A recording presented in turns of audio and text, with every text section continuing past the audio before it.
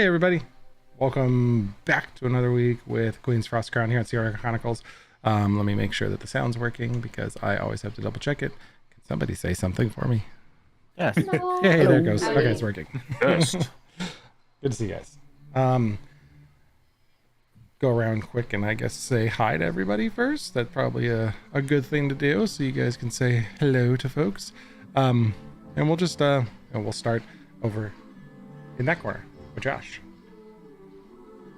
Hey everybody, my name's Josh. I play Jaeger Hallstrom, a human gunslinger alchemist. Sarah? Hi, I'm Sarah, and I play Maximil, the Tiefling Sorcerer. Magic.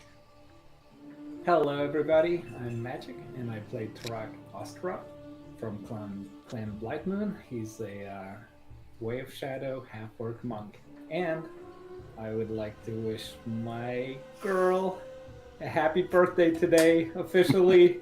Yay! She ceased Happy to birthday. officially be a teenager today. She's 20 years old. Oh, she's getting so big. I'm When I so first met you, glad you were that this still- high. Yeah. And then now I know you're this high. Yeah. So glad you still want to hang out with the old man. At least once a week. Once a week. Over video. Over video. Oh man, Don't push it. Yeah, right? I had to catch myself. I almost dug the knife in there and made us have all feels before the game even started. So happy birthday, Sarah. Happy birthday. Happy birthday. Thank We'll you, jump up thank to Zach on that side. That side. Hey everyone, I am Zach. I play Doran, the Dragonborn Barbarian. Doran's in a rough way this week. He is in a very rough way. Followed up by Nate. Hi, I'm Nate. I play Soren, the half-elf blade singer rogue. Try and keep everybody in one piece this week. And last but certainly not least, David. Hi, I'm David. I play Batran Yorl, the human witch warlock. So, last plug before a recap. First, I'm glad Magic did it because I was going to have to wish her a happy birthday, but it's always so much better coming from Dad. But I do want to also plug, if you don't follow him on Instagram, you should go check out Magic because his book, Heir of Ra, is on right now on, I think it's the Amazon Prime Kindle It is. free. Just, yeah. So- They selected it for Prime. Thanks, but yeah. Yeah. So if you have Amazon Prime, you can get the ebook completely free. You should. Wait. You should go grab it and check it out. Heir of Ra. Go get it. It's a bestseller. I saw it before, and every time I go look at it, I'm like, that's right. We have a best-selling author hanging out and playing with us. Yeah. It's always nice to see. So definitely go check it out on Amazon Prime. No sponsorships from Amazon Prime, but friend sponsor because we love Magic. We all want to tell you about his book. Thanks, man. Thanks, everybody. The last week with our group, the Midnight Parliament, we were on Najah and Bid making our way across the Camsade Strait up to Busat. When you all had been invited to go watch the telling of adventures by the Owl's Perch Performance Troupe in the Tavern the Violent Night. Things were hot, things were heavy because, you know, Serene and Gilla showed up looking like they do. Like that. Boom. Dang.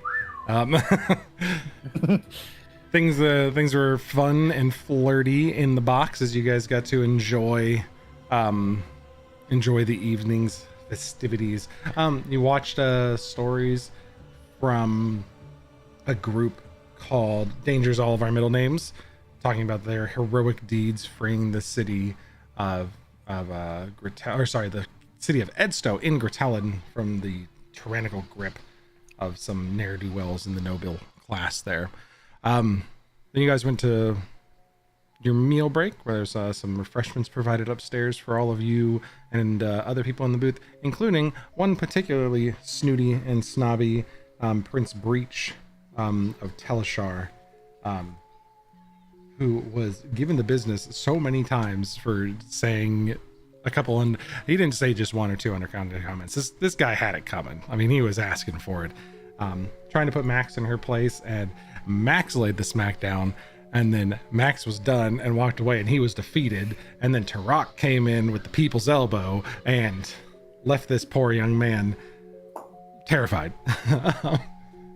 To which he Don't mess with Max. don't mess with Max. To which he headed back to his booth with his arm candy, who was very angry at him, but he obviously comes for money because he didn't give a shit.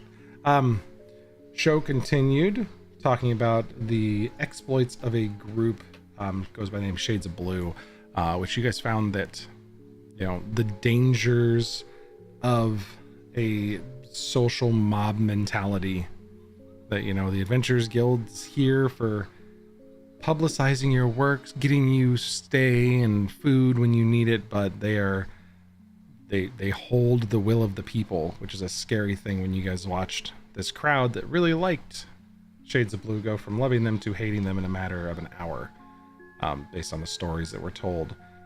And, just with basic insight from the group of you. I mean, what's our guys' insight? It was clear to Soren, and pretty clear to Doran and Tarak that, Botcher and everybody else was just like, ooh, pretty play. We like the stories. You guys kind of figured out just with your basic insights that, these guys are kind of stirring the pot how they see fit to earn more money for the guild. They don't really care how the adventures are perceived. They want to sell seats.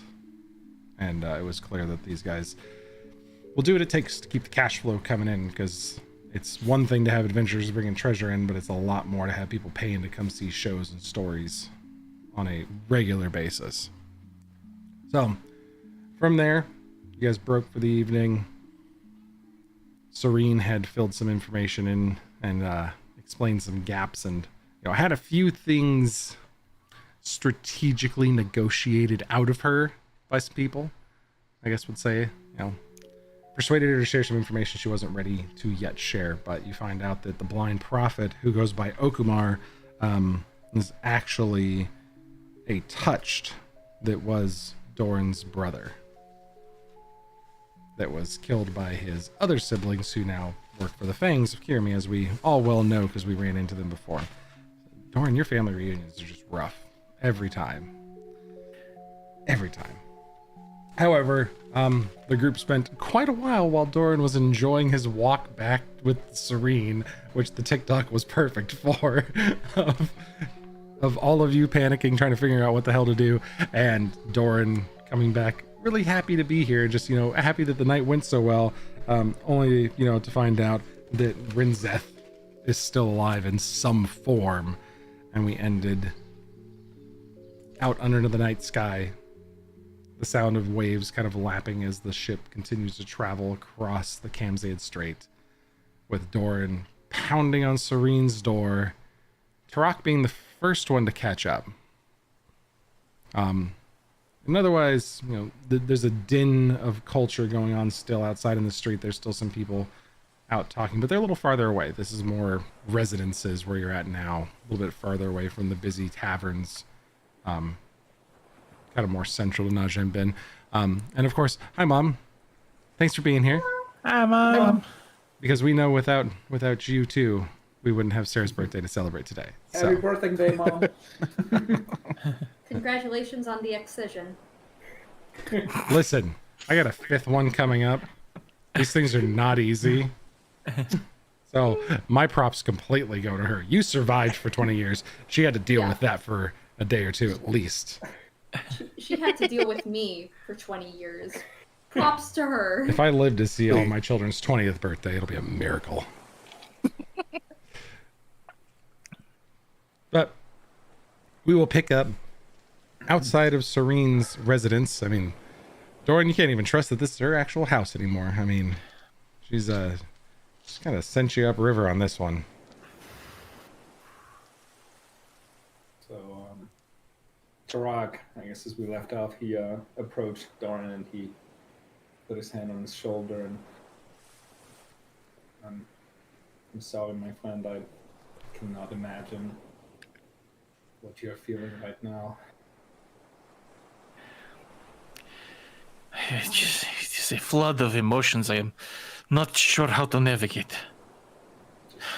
Just know that if we do find him, and if there's even 1 ounce of your brother left inside him, we will do what we can to bring him back.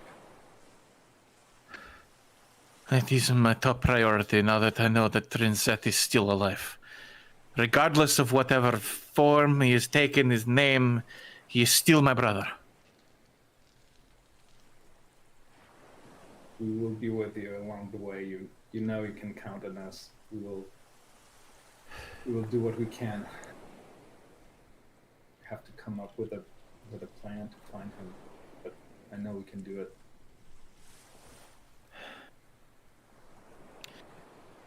Well, there's only one thing to do at a time like this. Come on, let's go back to the tavern. I had a feeling you might say that. I think everybody else will want to be with you. Let's do it.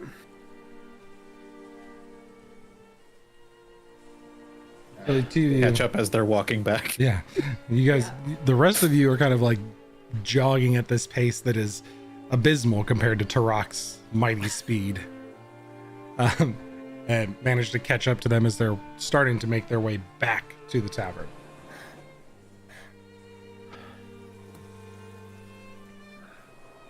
Well, didn't have to chase me down, you know. I was going to come back eventually. But we want to be with you. Yes, we wanted to make sure you're okay. I don't think I'm going to be okay for a very No, long time, but I know. Well, we wanted to make sure that if you were not okay, we were with you. How about that? it means a lot to me. Thank you all, truly. Max goes up and like hooks her arm, or tries to hook her arm around his, and just pats his arm.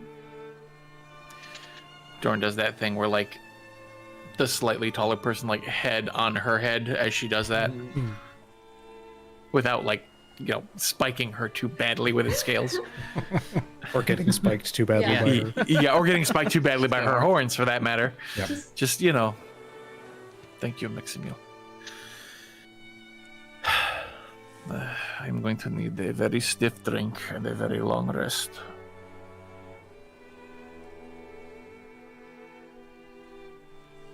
Well, I will drink with you, but I shall let you rest by yourself.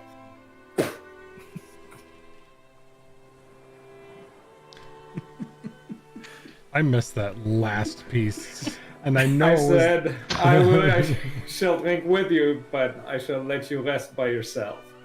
There it is. Yeah, that's... Is my Heather said I'm a little soft. Should I speak up, or do you want to crank up? Shall we crank up our? Oh, yeah, Volume. our thing is like super low. Yeah, I think our gain on our shared microphone was set pretty low. Is this any better? That sounded a sounds lot good. better. Okay. I was trying to fix it on my end. Yeah. That was us. Sorry. Sorry. Oh It man. happens. So Stuff I gets bumped. as a stream administration thing aside, before we jump back into it, I thought this was appropriate for Doran because I do the restream on OBS, but I mostly have Firefox up, just kind of watching Twitch stream. Doran, did you know that according to pass36.fun, there's free girls in your city if you're heartbroken and you need some? It's got spammed to YouTube like 30 times there, and I missed it because I was doing other Jiminy stuff. Christmas. But it was appropriate for you, Doran. I thought, maybe you could hit them Listen, up. YouTube chat knows, man. They know Dorn's a little on the rocks right now. He's about to be on the rocks. He needs some hot local girls in his area. Anyways. Good lord. So the group of you head on back then to the Cloud's Embrace where you were staying previously. The party's picked up at the Violent Night after the show ends. The cast comes out and folks get to go meet them. So the lobby is bustling. There's people outside the door, drinking out on the terrace. But it's up to you guys if you want to go back to the Violent Night or head back to the Cloud's Embrace where it's a little quieter. Yeah. I don't think I can handle a Towards crowd right now. Yeah, Let's go back to the cloud's embrace. Good. I think No it would be a crowds. better place to forget about some things, and also if we need to strategize, it will be a better place to do it. Do I see the imprints breach? Make an investigation check. See if you can spot him in the crowd. See if he's. I'm gonna roll to see if he's actually still there. Okay. What did we get on that investigation? Investigation is 13. Beats his.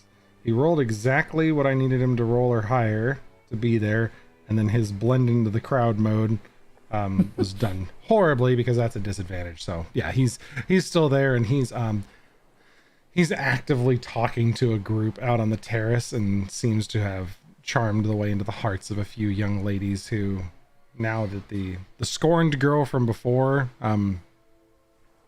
you heard about this and saw them arguing kind of across the theater, but weren't privy to the conversation firsthand. But the girl you saw with him in the booth before is long gone, and he seems to be speaking to potential new candidates for his arm candy. How far away is he? You're out kind of in the middle of this square where there's a few taverns, and he's outside and probably about 100 feet or so. You could definitely get closer without drawing any suspicion. There's people walking by all over. I want to get within 30 feet, cast minor illusion, and make a fart sound. Just quietly pass by, just kind of loop around, like get close enough to like hit him, and then just whoop, put up, walk away. Tarak is going to go up to him, and while he's talking to the girls, Prince Breach, that salve I gave you for your delicate condition, did it work? The healer said you have to apply it to, your manly parts at least 3 times a day. Because otherwise, What's the spell save DC for you, Soren? My spell save DC is 16. So he has a disadvantage, and that's a natural 1. The girls in the crowd, we're just going to give them a couple rolls too, but they got huge negatives because, oh wow, they can't even roll above a 5. You D20s are retired today. We're going to put you back in the bag, and we're going to get some new D20s. Make this fun for everybody else. So you go up, start talking to them about the salve, and the girls are kind of like, yeah. And then you hear this just kind of... Yes, that condition, it makes you quite flatulent as well. I'm afraid there's no salve against that. But perhaps the lesions and the boils will be a little better. He looks around for a moment, but Tarak just wasn't does a me, 180 and just walks away. God before he can bless. I rolled for his guards too to see if they could ascertain what was going on in the situation, and both of them rolled 4s. All the dice are going away today. I'm done. We're done rolling dice. Get your sacrifice, gentlemen. So there's a bit of a scene, and then he very angrily looks after Tarak, who's now halfway across the square, and the guards are trying to figure out what the hell to do, and all 3 girls just leave. As I walk by, I'm just gonna subtly message him, and I'm going to scream in his head, "Respect women!" and move on. He screams out loud, "Fuck you, Max." God. You wish! Yeah, he's done for the night. Okay. That poor guy. That poor guy. I know. Jaeger shoots him. That poor guy from the I throw standpoint a of... bomb at him. Oh, it's better than what Max had planned for him. Jaeger, If we're there- telling jokes now. I throw a bomb. Joke's on you. Pick that up. How devoted are his guards? How much could I get away with? They're Then? paid off by the family pretty handsomely because he gets himself into a lot of shit. Like, If he didn't get hurt, how much trouble would I get into? Do I ascertain? you know that these guards are no joke. They're the type of people to put people down for minor transgressions. Like, if this had been anybody else messaging him, and he, like, obviously now puts 2 and 2 together that the fart wasn't from him, Tarak showing up, this is obviously you and your friends. He knew that if he did something to you, like, he'd be risking war, and that's not a thing that you do. So, Okay. So I I can't polymorph him into a little bitty spider? so if you took physical action on his person, it'd be considered an act of war. You would cause problems. Okay, I won't. Yeah, making fart noises and driving away your conquests for the evening is all in good fun between, you know, the rich, arrogant snobs that run all these trade cities. Present company excluded, but actual taking physical action on their person is very much frowned upon. Okay. This is 80s frat movie shenanigans level of tolerance. So scorching ray is off the table. You have no idea. You could scorch and ray him all Oh, you that's want. fair. Yeah, you guys can do whatever. I Open can't my morph spell him book. into a little bug and go, and then let him transform back. Oh, trust me, I want to. Squash. Well, you guys make it back into the tavern with no other incident. What's the plan for the evening? Everybody heading in? Because otherwise, Nevis is downstairs with, you know, a handful of patrons now. The overflow from the other taverns are showing up here now just because it's too hard to get in and get a drink with the cast. Most people do just want to show up somewhere for a quiet drink, and he's got some stuff here. I'll saddle up to the bar and just... I need a bottle of your strongest stuff. Oh, yeah. I have strong stuff for you. Okay. Whole bottle. It's a gold and a half. Tarak's gonna just put the gold on the table. Okay.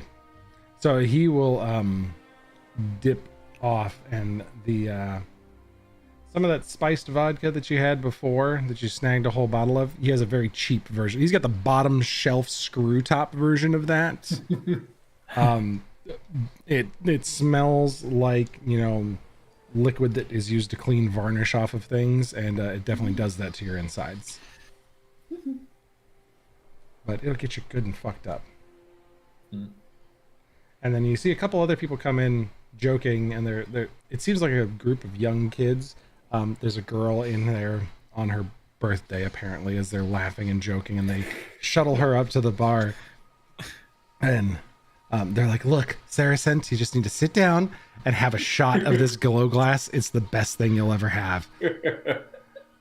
And you finally see someone get a shot of glow glass as this poor girl, Saracent, who's a little bit tipsy already, and her 2 girlfriends that are with her cheer her on as she takes this shot of this glowing green liquid.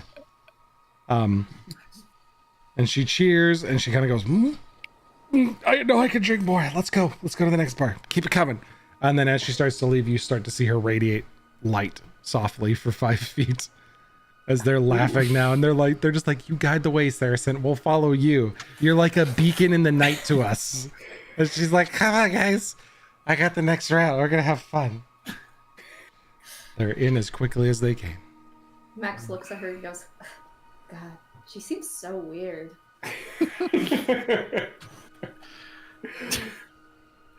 What a ridiculous name. It sounds so common. Like, gosh. Doesn't everyone name their kids Saracen?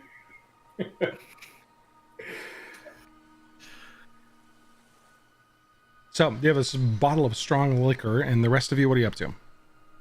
That glow stuff. Absolutely. Nevis is like, you guys didn't want it before. I told you I had glow glass here. It's fun. Well, we're partying now. Bring some over. Okay, that's 2 silver a shot. Great. I put a gold on the table. Okay, so he pours 5 shots for you guys. And an extra 2 silver. 6 shots. I can do math. Everybody gonna take a shot of this glow glass? Nope. Not I. Nope. Oh well. That's great. So there's I'll 6 do it. shots and 2 people ready to drink. Not feel like being nuclear. It is a sickly looking phosphorescent green liquid. Doran, come on, Burns how much wandering out of worse the can woods. this get? Tarak picks up the shot and hands one to Doran. Who knows? This may reanimate my spirits. That's right. Come on, gang. Let's do it for Doran. Did you just do this? Right, I just looked wait. away for a second. Oh, you okay? You actually drank. I thought you did this in 3. No, we mimed this. Yeah, Okay. this. That's when I developed my drinking problem. Nice. All right. Awesome movie. So Max, Turok, and Doran all drink the glow glass, and you guys begin glowing softly like a candle for 4 hours. It's fun stuff, yeah? Told you. Yeah. I make it myself. You feel like the burning, but like burning like you got like cayenne powdered chili pepper like stuck in your throat for a moment. You're like, yeah, it's smooth, but you know, a little bit of at the end to let you know it's there. Definitely know it's there. Thank you. I like it on top of this though, and he like takes this. He's got this cantaloupe fizz drink that's like a cantaloupe daiquiri, and he drops it in the middle of that and turns it into like this little orange and green nuclear bomb looking grossness. And it's just all fizzly and bubbly at the top. And he's like, "Drink this; it's really good." It's a weird college bar. Okay. Max drinks that one too. Well, there's a couple She shots left, but yeah, that one tastes much better. The sweet undercuts it completely, makes it really bearable. And you don't have any extended time on your glow. Okay. Max looks to Doran and is like, Doran's demeanor has not changed. He looks as if a firefly could be depressed. Like, just. Are we having fun yet? Max puts like a blanket or something around his shoulders so it feels, and prestidigitates it warm so it feels like a constant hug. No. A warm weighted. I wish I had friends like Max. He's just gonna grab the whole bottle of the alcohol that Turok paid for him, and he's gonna.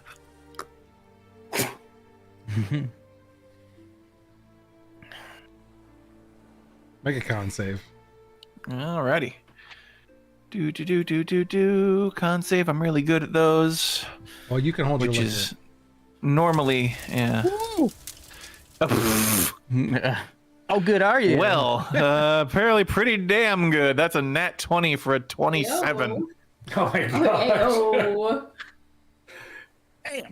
You don't even feel it. I thought I down. told you to give me your strongest stuff. That's the strongest stuff I've got. It's really rough. Here, you be the judge. And he like reaches out and kind of grabs the bottle from Doran, hands it to Max. Try that. Burns like drinking nail polish, remember?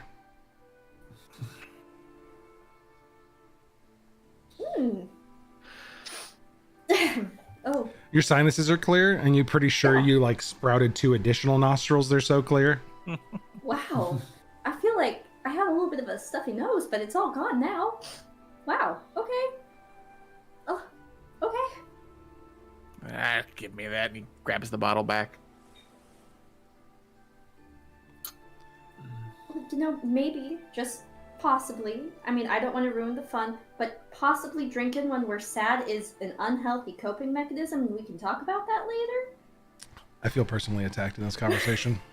Listen, keep the psychoanalysis out of the game, please. I didn't sign up for a deep intellectual debate. Tarak looks at Max. Does not now, Maximil. She takes a drink. Well, Discussions for the morning, I suppose. is there any plan other than to drink our sorrows away tonight, Doran? Hang on, I have to make a decision. I'm gonna let the dice do the deciding. While he's doing that, everybody else, what are we sit around watching Doran drink, or does anybody get up to anything else? Botrin has been asleep since before they told Dorn what was going on, because he had a certain plan that didn't come to fruition. But he's been wandering the dreaming, searching for any echo of the name Okamar. Okay. Useful. Max would like to play the piano at some point in the evening. Sure. She'll ask permission this time, but she'll just go up and play like a little tune and then go back. Well, yeah, you're not a terrifying fucking spider this time, so you play whatever you want. Yay! She'll play a different song, one that's... She doesn't want to like add to the atmosphere of it being sad, so she'll just play like some sort of backgroundish, almost bluesy type thing, without it being an actually sad song, but just kind of like the syncopated rhythm. Play something that'll get the crowd dancing. She changes in the middle of the song to a fun song. Turns into like a ragtime jazz thing. And make a performance check, Max. Okay. While that's happening, Botrin, I'm going to need an investigation check at disadvantage because you're new to this. Jaeger, you were getting up to something. Jaeger has been outside of in chain smoking, but watching literally everyone that goes by. Okay. Plenty of people. So, good lord. What was your total, Botrin? It was a 14 and the total came out to be a 16. So Ridiculous. Max got a 14. Okay. And Jaeger, I'll need a just a perception check as you're kind of scanning the crowd to watch everybody who goes by to see if there's any interesting characters. Anything in specific you're looking for? Did you want to DM me something specific you're looking for? I'm just keeping an eye out for really anyone who has like maybe gained interest in like us. So like anyone that's like tagged along and doing like that whole private eye, they sit down and just watch our entrance for a while. Like if I pick up any of that, and I got a 15. Okay. Maximo, what was your performance check? 14. watching the detectives. Okay. So, running down the list of things going on,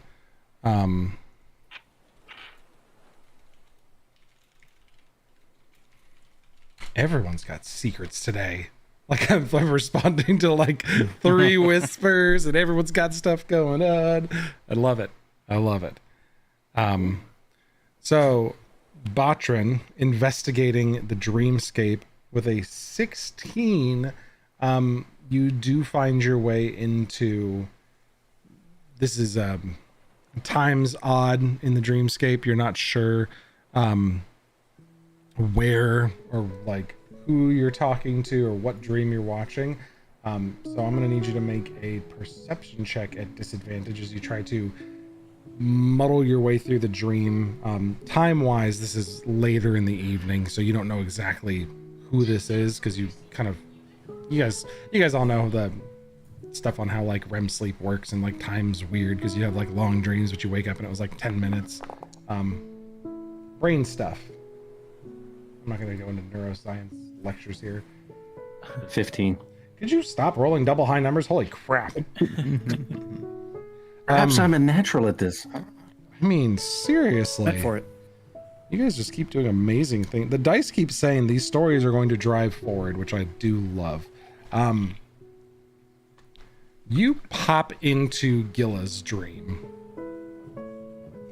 off of the name Okumar. And she's... The dream itself is a strange one. She's traveling with Serene and a couple other people. They're hiking through the Duni, like, desert in southern Kutala, is the best you can recognize it. You don't recognize any of the other players here, people you've never seen before. But really you're focused on what the message of that dream is. And there's a bit of an elation, and they're talking about going to see Okumar and preparing for a festival. There's a Feast of the Bright Star that's happening. But really, with your investigation and your perception into this person's dream, you're seeing her spiritual self, her subconscious, speaking to her consciousness with a bit of confidence that things are going well, and that it's not that they're going to see him at some point in the future, but she's going to be reconnected with him soon. So Gilla and Serene, that are, and obviously some of these other people that are involved with Okumar and his message to the Touched and the rest of the world, people who, support what he's saying. She's positively looking to the future that, things are going to correct themselves soon, and she doesn't have to be scared anymore. That's kind of what she's feeling. That's a bit of what the dream is that you pick up from her. Maximil, with a 14, you actually draw in a few more people from the outside. The piano music's helping. People are peeking their head in. And Neves stops over and he's like, can you play another one? I mean, if you want, I don't want to Rooms are on me tonight if you do. And he slides the money back for the rooms. Just play for a little bit more. People seem to like it. Okay, she'll play another fun ragtimey one. So he keeps encouraging you to play a few songs. So do you end up playing for 30 minutes or so, maybe? Yeah. Okay. So he keeps the drinks coming to the bar for you guys, because as people are coming in, they start to buy a lot more drinks, and then that encourages more of the crowd to come over. And on the outside, Jaeger, you watch as people are starting to leave. Are you fucking kidding me? The happy birthday ragtime. I'm so mad I fixed everything so I could hear the music this week. I would have loved for it not to throw me off, but thanks, Josh. Eventually, Saracent and her friends come back in, and they encourage you to play a happy birthday ragtime in celebration of her birthday. Rounds of drinks for the whole bar. Neves is losing his fucking mind because this place is never this busy.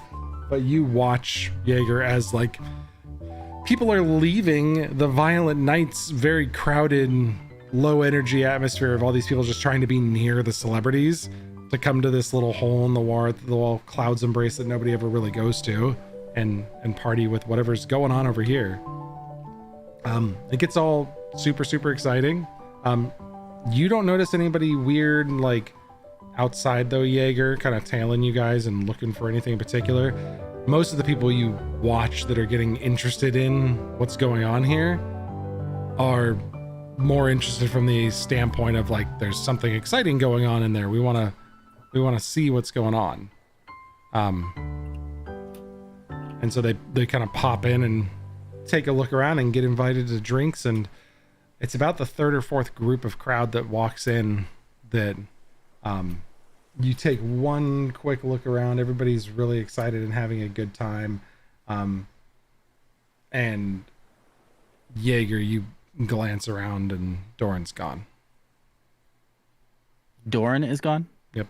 It's about this point that the rest of you, 30 minutes in, with the party going and Maximil playing, everybody having a good time, drinks getting served to you, that you all look around and Doran's gone. So Tarak didn't notice him leaving either? No. Hey, stone cold sober, sitting at the bar with him. His notice him leave? stealth check was fucking phenomenal. Hey, holy shit. Yeah, he beat the entire party's passive perception. I have a +6 to my stealth. Damn it. Yes, he beat yours, Jaeger. Yes, he did. I'm looking at all of them, and he beat you because he also did not go past you. He went somewhere else. Okay. If he didn't go past me, then it's different. He did. He totally beat all of you guys. Yeah. Yep, Doran's gone. Tarak looks up, really surprised. Is Soren the closest to him? To Tarak? Probably sitting at the bar. Yeah. It's like, what happened to Dolan? He was just here. Sorry, I'm like losing it at Sarah, like pantomiming. Just look at. Shit. Like looking for him. Hold on. I'll cast sending again. While Soren is doing that, Tarak's gonna go to the door and ask Jaeger, did Dolan just walk by you? I didn't see him. He was just sitting right next to us, and the next thing we knew, he was gone. You sure he didn't leave the bar? I'm pretty sure. I've been here, but he could have slipped by me. I haven't been paying that much attention. Are we that worried that he's gonna go out and do something? I know he was in a pretty bad way tonight. I would have much rather preferred to stick with him until he retires for the night. Alright.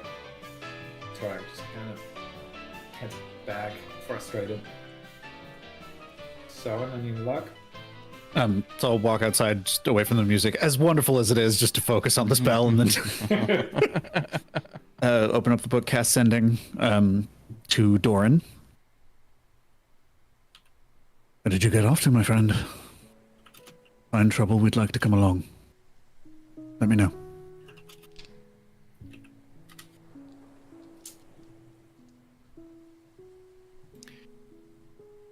Sorry, stuff going on. You get no response. Waste of Is the bottle of spiced vodka still on the bar, or is it gone? I left it there, but with maybe that much left in it. Gotcha. I need you to make a Constitution save as well, Doran. If this is all going down after you drink that Okay. much vodka. Sure, I can do that. Con. Once Max notices that he's gone, she's going to Mage Hand to continue to play and then walk away. Impressive. That'll be a 25 on that con save. Jesus. What the heck? You are I a have a plus man on a 7 to mission. my con Yep. save. Yep, man on a mission. Okay. Yeah. Let's all roll that high. You're good to go. Yeah, that last message I sent is accurate. So I'll take a stroll down the street to Serene's door where we kind of met up with him. I'll just walk down that way. I'm gonna say that that's north. Okay. Does the tavern have an upstairs? It does. That's where we're sleeping. That's Yeah. where we're And that's sleeping? where Okay, Max and would like Tarak- to go. Okay, With Tarak is Tarak. gonna, yeah. So, okay. Alright, so Tarak just kind of motion Max over. And we're gonna go upstairs and see if we can find Doran up there. Is he on the roof? He is not on the roof. No, this is not a Michael Scott situation. He's not just standing up there.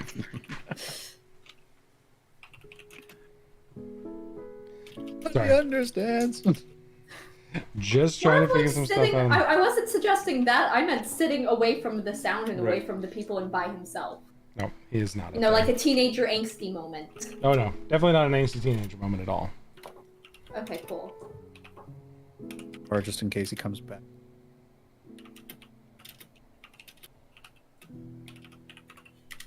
Give me just a second here.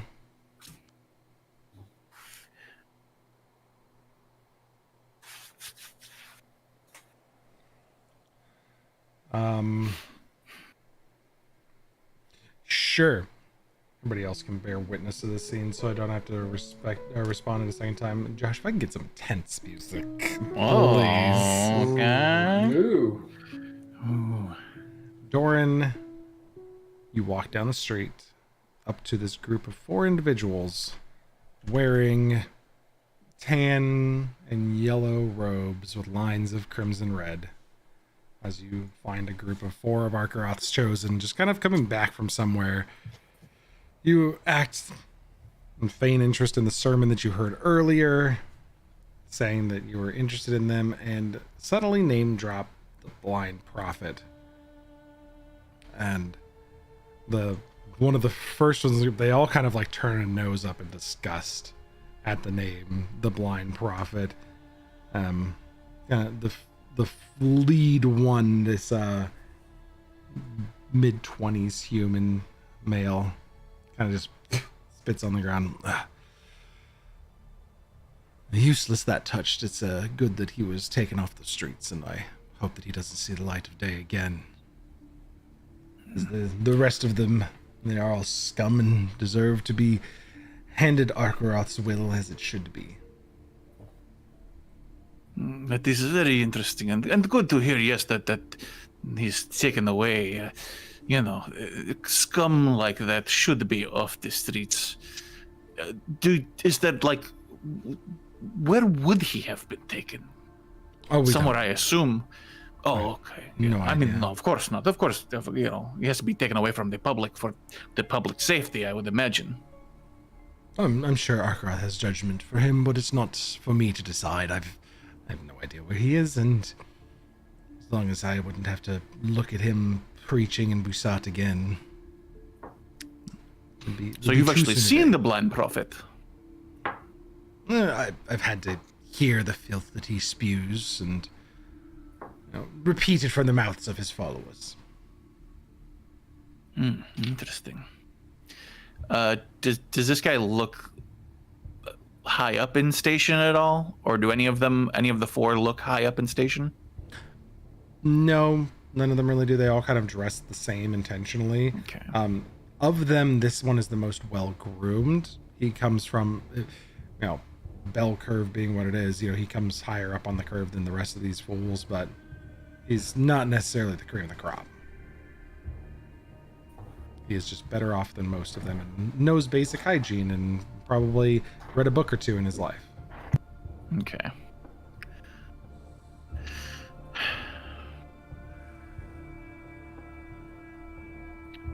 What else do you know about this blind prophet?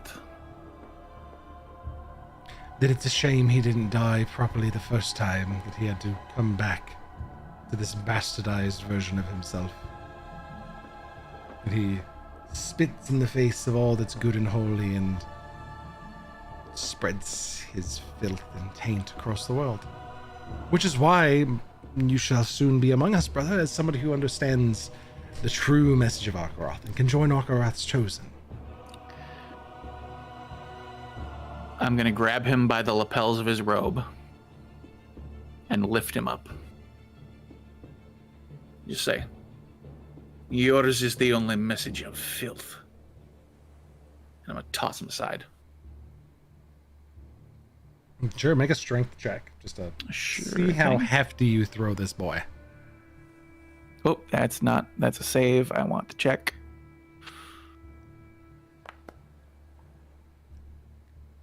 There's a 19. You give him a good hoist, and he crashes in some barrels. And the others, 2 of them stand ready to fight. They look a little tougher than the other one. And the other one, like the smallest of the bunch, probably, either a halfling or he could be a young child. It's dark and it's hard to tell because your rage is focused completely. But he starts to back up and he's like, guards? I want to look at the small one and I'm just going to say, you need to rethink your life choices. Now run. He's like, Garth, and he starts to run.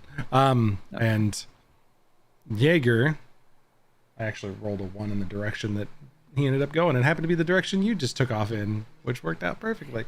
You see Doran in the distance scare off some small one as Doran, the other 2 square up. One of them reaches down and grabs the loose chunk of a board that's just gonna be just trash on the street, and the second one just gets his fists up and gets ready to fight you.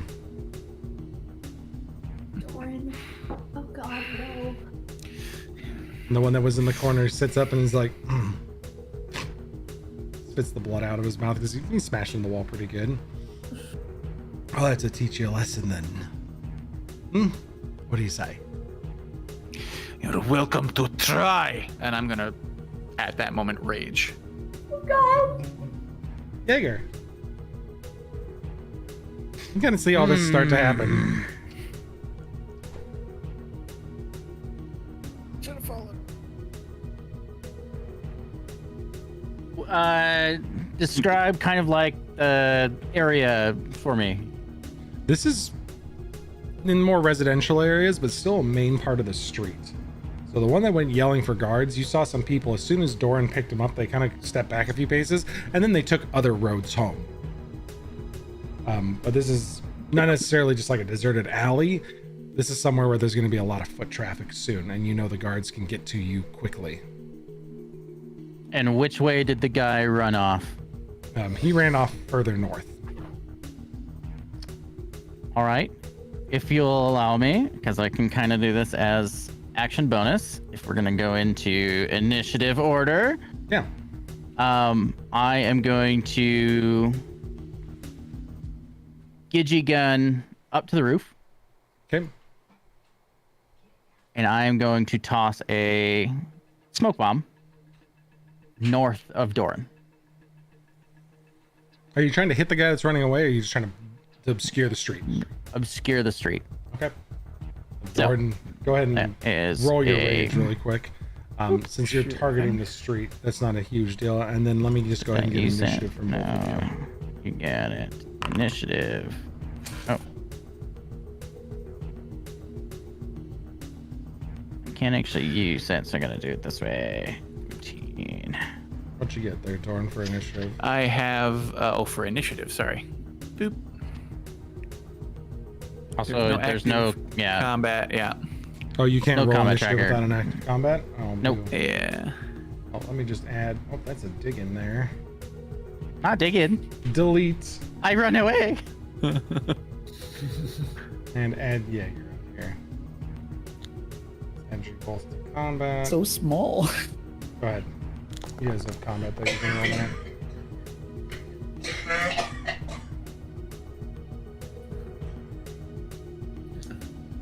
Okay. Okay. So I'm letting you take that smoke bomb as a pre-fight action here. But Jaeger and Doran, the other two. Okay. So you get the smoke bomb out. It goes, and Doran, you see beyond. You're raged and you're focused, but you see smoke go off in the middle of the street. So you know something else weird is going down. You're not quite sure exactly what it is. This fella, though.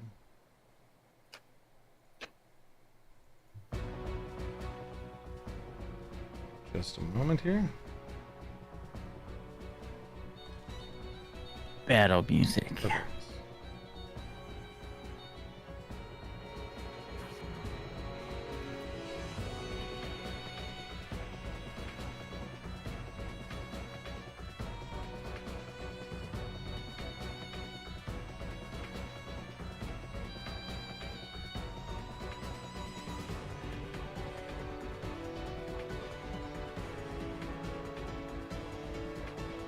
All right, Doran, I need you to make a wisdom saving throw. Wisdom saving throw. Jaeger, I'm you good at throw out that these. smoke bomb, and then you see that the one that got thrown into the wall, the kind of leader of the group, starts to cast a spell. That is. What do no, I don't have a thing. I don't. That's an add 10. I'm not going to do that because I got a nat 1 for a 3 total on my will save. Wisdom save. He casts Hold Person on Doran. Doran, you are paralyzed. Oh god. And he just kind of goes, all right, boys, fuck him up. Jaeger, your turn. Mm, Why? I am going to fuck it.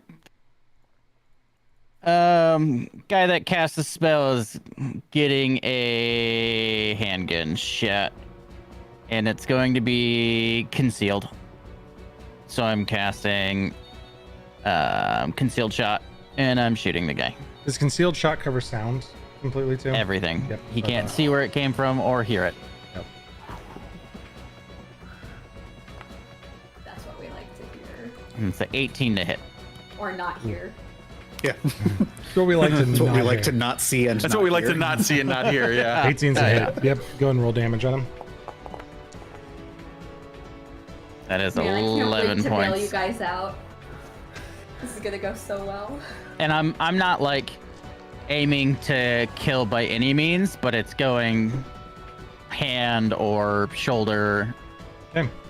You crack him on the shoulder, and he's holds the spell. He like looks around. Someone else is here, boys. Get him quick, and we'll get out. He He holds the spell. spell. He does. Passed. He passed. He rolled a 19 con save. Ooh. Boo. Doran, you're paralyzed. You may make a wisdom saving throw at the end of your turn. You're next. End of my turn. Okay. Sorry. Let's Sorry, see. you or anything Ormari- else? You're kind of at range, so you would need to move. We're just gonna do theater of mind. You need to move basically 2 move actions to be. Next move action will put you into melee threatened, and then finally you'd be up in melee. So melee threatened means one of these guys could like move to you in their turn if they see you.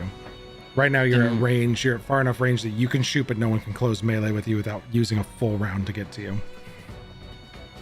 If I use the Gidgy gun to successfully do a DC 14 acrobatics check, can I use that as advantage movement to get there faster? Because it has a very specific thing that says usage and having a swinging movement speed of 30 on a DC acrobatics 14 check. Yeah, you can. As a bonus action, since you're proficient with it, you can shoot it off and try to use it as a movement. Oh, what happened to my... Oh, there we go. Well, I can't use it this turn because it requires... Oh, you gotta pull it back and reload it. No, I can use it. Yeah, I said you could I don't- use it as a bonus action since you already used it to swing up once and throw the smoke bomb. You can use it as a second bonus action on the way down to shoot it again and keep swinging if that's what you want to do. Okay. I let you, like, would, I you let would you allow that as pre-combat a... that. Yeah, sure. Okay. So then Can I free action put my hood up?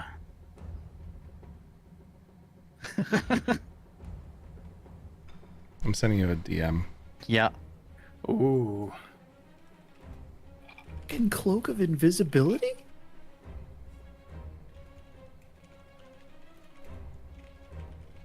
Okay. Yeah. Okay. Where are you landing on your swing down? I mean, I'll have to land and then run up, so somewhere in the distance of... You would be melee threatened. Like they could spot you on the street. You'll be within 30 feet when you land. Yeah, I'll just there, and then I'll get up into range.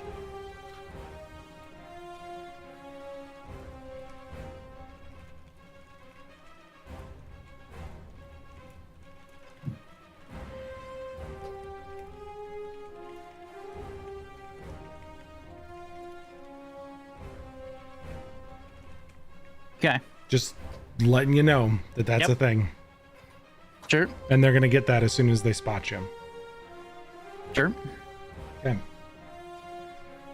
So you land in the distance, 30 feet behind them, and Doran, these 2 boys go to work.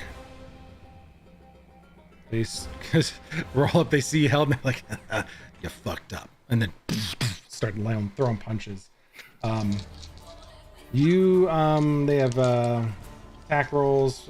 You have a disadvantage, but they don't get advantage to hit you. Oh no, you're incapacitated, so. Yeah, they have advantage to hit you. two of them each. They're just doing haymakers, brawling at you. The best one is a 17 to hit. It meets my AC. Okay, so only one of the first guy's 2 blows hits you. He's gonna hit you for 7 points of bludgeoning damage. All right. And these guys are big, tough. Like one of them looks like it's dark, and now that he's close, probably a half orc.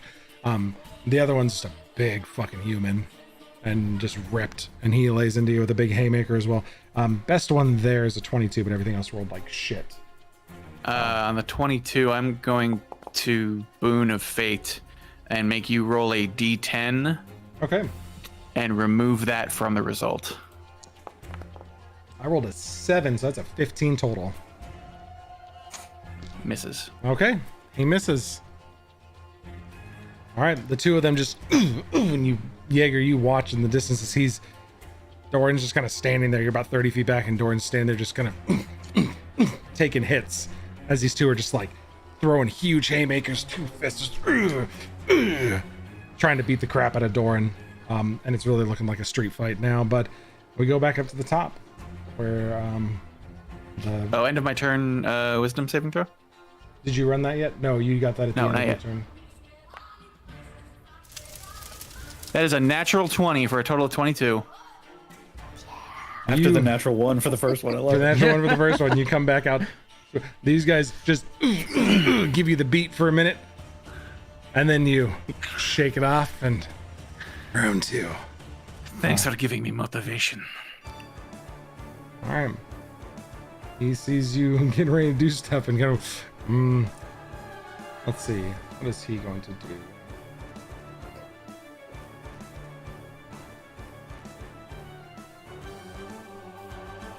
He's going to cast a spell at you.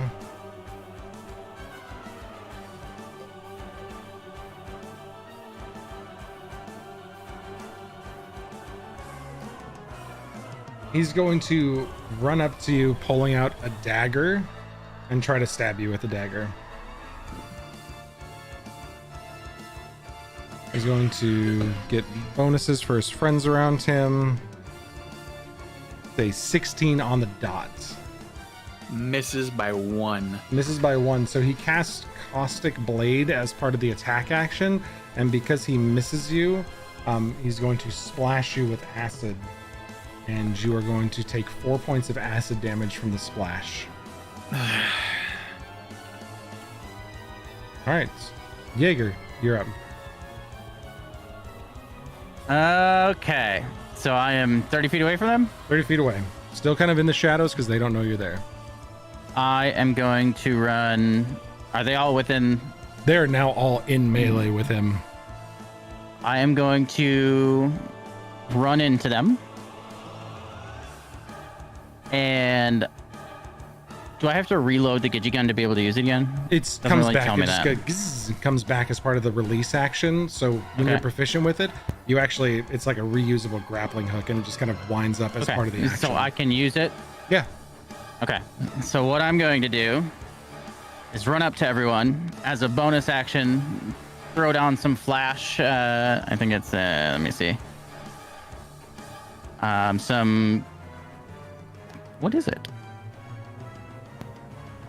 It's a explosive, and it's gonna hit my feet and everyone around me.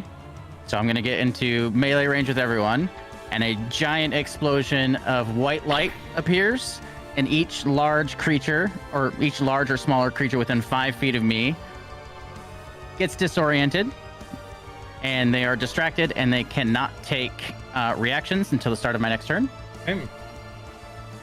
And I am going to grab hold of Doran and Gidget gun to the roof.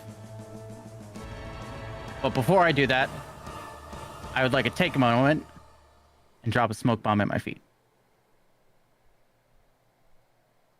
Okay. I'm gonna roll check publicly for you, a couple of them, because somebody suddenly runs up, grabs Doran, and drops a bomb with one motion. And there's a look for a moment at who that person is. Does Doran get a good look at you?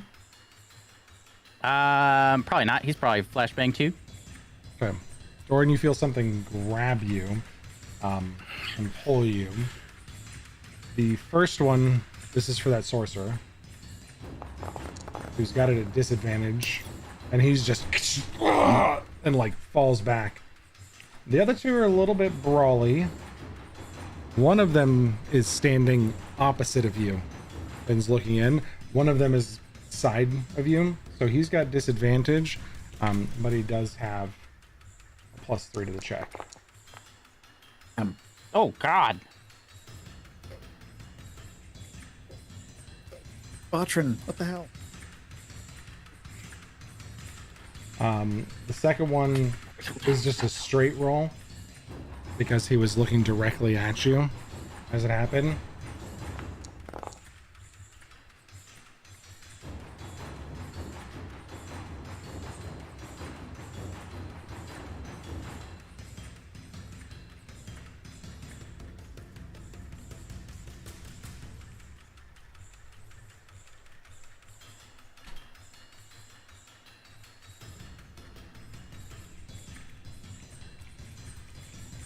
Doran,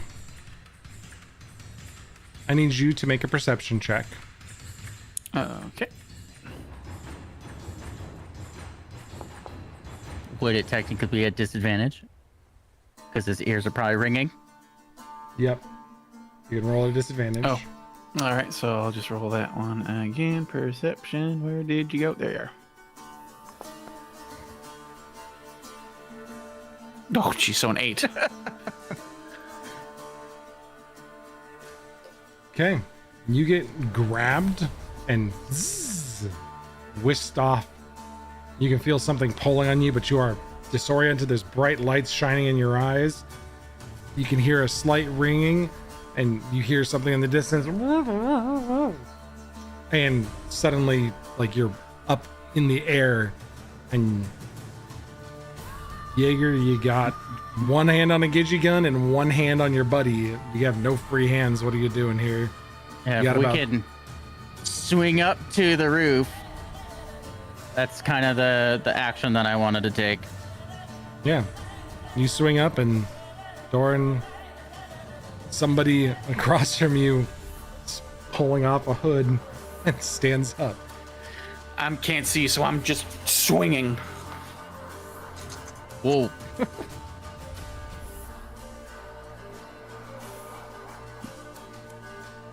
Roll Hey. your attacks, I guess. Oh, okay. Well, at disadvantage. He's swinging blindly.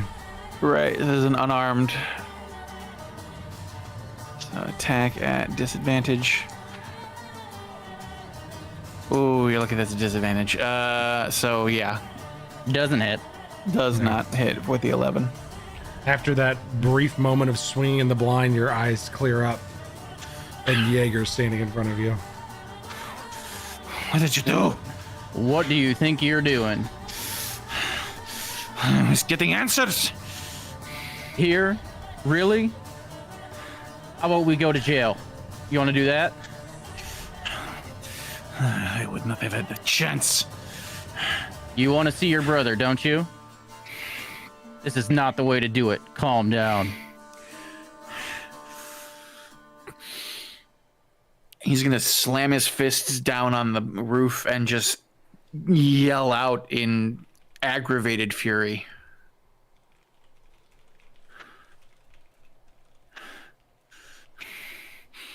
I had them. Sure. And what about the guards coming? We now have to go.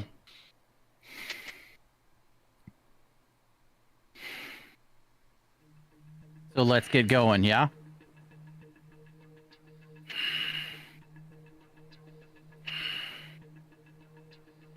You can hear on the streets below a bunch of thundering bootsteps, and Jaeger, you take a quick glance over, and you can see 3 guards are with the shorter one now as they're like waving their way through the smoke, getting to what was going on. And the bigger 2 are like rubbing their eyes, trying to figure out what was going on. And you can hear what they're discussing down there. Yeah. We're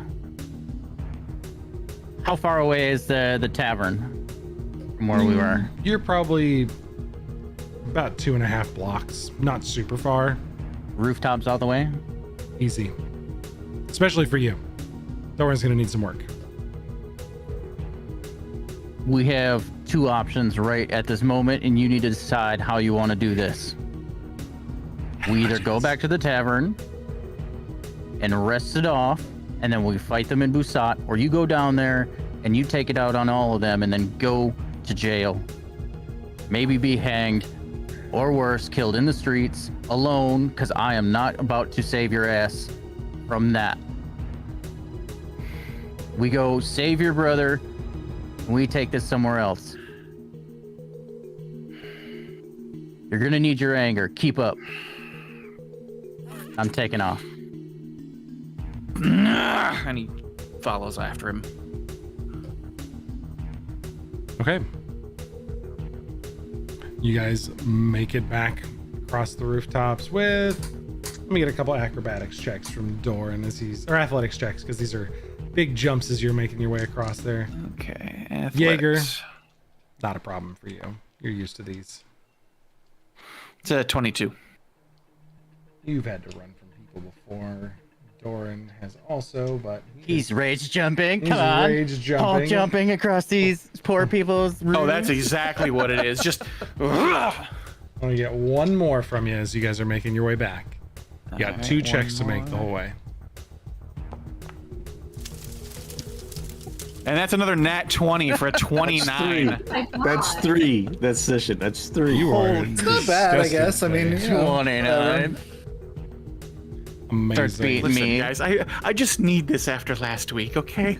Last week I was emotionally beat down. Today I need a win.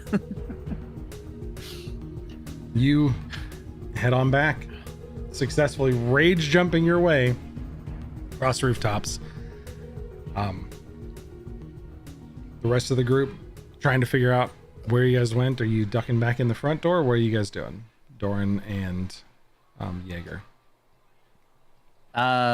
Is there a lot of people outside? I mean, It's fairly clearly busy it was- inside. The outside is still like pretty busy. It's populated. Mac's still ragging it out over there. Somebody Okay. else has jumped on after the mage hand kind of went away. Did you come back down? Because somebody would be on the piano when you came back down after looking upstairs. Okay. I mean, if someone else is playing, then I'm worried about Doran, so I wouldn't start playing again.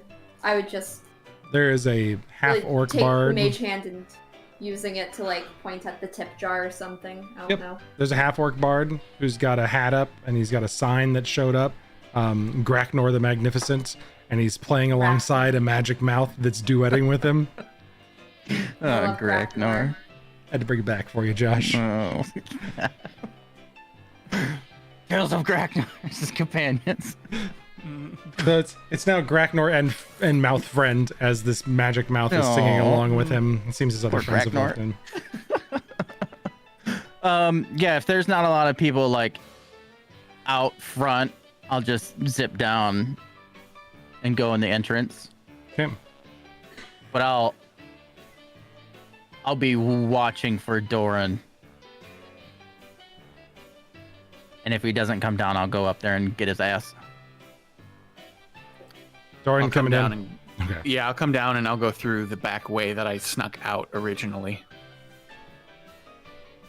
Okay. You And come back in the just- back door, and the party's still going. And Jaeger, you definitely spot him come in this time. Now that you're looking for him actively, Botrin's asleep.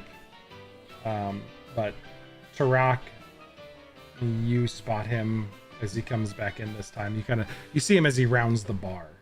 That he's back in the bar with you guys. As soon as Tarak spots him, he makes a beeline for him. He gets up and says, "Where have you been? You got us worried sick about you." Doran waves him off and goes up to his room. Oh boy. Does Max Can I see clock that? any? I was say, can I clock any like physical indications of damage? Make an investigation check. You guys all see Doran give him the and just goes upstairs. Oh, What? Max follows him upstairs. Yeah, as 18. Max tries to do it, Tarak just puts a hand on his shoulder. 18. On her Doran's, shoulder, I mean. Doran's got a little bit of a bruise forming. You can see it. He definitely fought somebody. And Tarak says, let's just make sure he ends up in his room. Perhaps it's best for him to be alone right now. Maybe, but we should still check. And she runs after. I'll go up to the bar. Yeah. Still just sitting there. So, that? We should go upstairs and I'll pop down a platinum piece at the bar. There's some discretion that's going to be needed. This will pay, I hope. Eyeballing the bartender. Oh, no, everything's great. You guys are Not here, right? But not here. here. Puts it in his pocket. Thanks for everything. Can I get you some food or drink?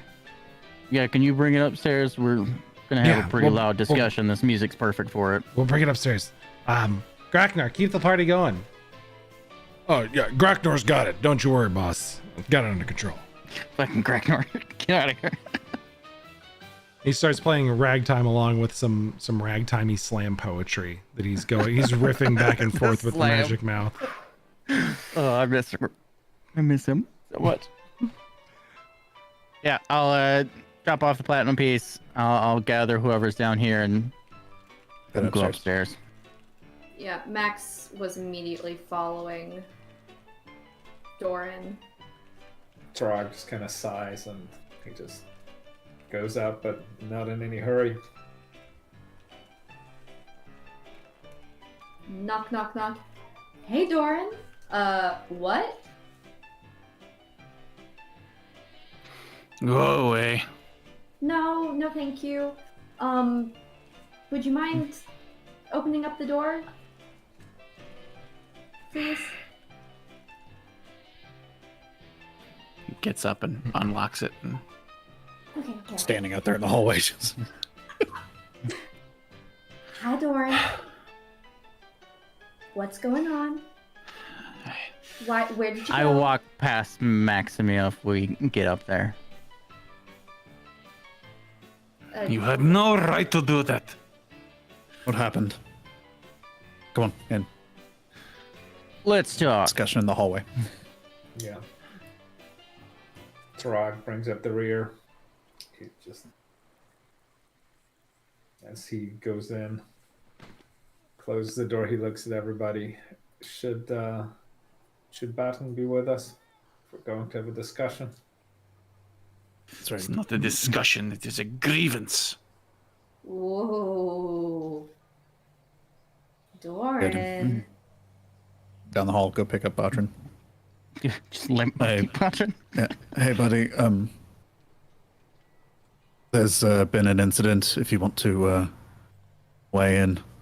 Batrin, you complete that conversation, and you, Soren, walk into the room to ask Batrin. No, to just go- knocking on the door. You knock on the door to Batrin. As you reach to knock on it, the door opens and Batrin's right there. Oh God. Hi.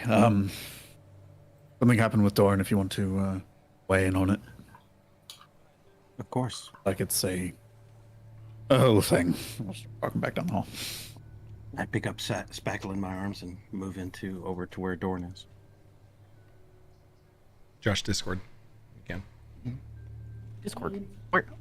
Okay, so would anyone mind filling in the party on what's going on? Because something's going on and it's not good. A grievance. When- That's what you're gonna call this. I was doing fine until you interrupted. I'm not saying you weren't fine. But you see everyone in this room, all your little anger is doing is hurting everyone in here.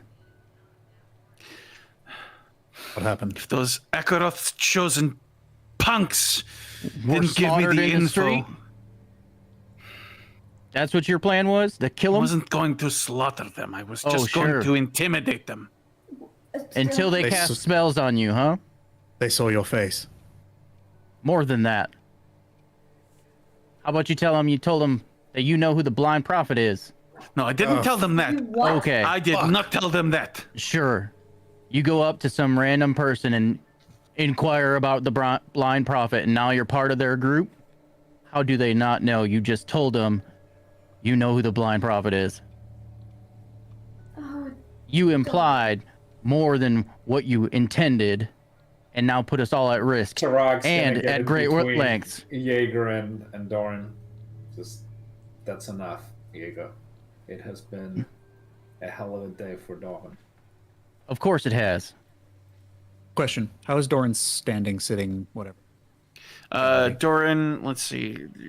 Given the composition that the rooms are kind of small, he would probably be sitting on his bed, but like sitting where the head of the bed is, so that there's still plenty of space on the bed. Sit on the floor, just cross my legs, look up at you. Listen to me, my friend. Oh, this hurts. Believe me, I've lost. Yep. Well, you're muted. Oh. If they, We lost you for a They- second. Yeah. Oh, All right. oh. I'm good now. Back. You're good. I think you're good. Sorry. Yeah, being moody while talking into a microphone is hard because you can't really whisper. yeah. No, this hurts, and I know I've lost family, but this is not the way. If they are vindicated in their hatred, if we prove them right, then we are the villains. Public eye. You saw that play tonight. It's all about perception. We move on these people. It must be with righteous fury and support of public eye at the very least. I have so much fury. Righteous or not, they will pay. Absolutely they will. But it needs to be the right time. Otherwise it's all for nothing, and we are no better than them. Not because we kill, but because the public sees us as villains. We are hanged or worse for what we do to them if we do not have the right reasoning for it. Or at the very least, the stealth required to not get caught. Fights in the streets are not the way to get that.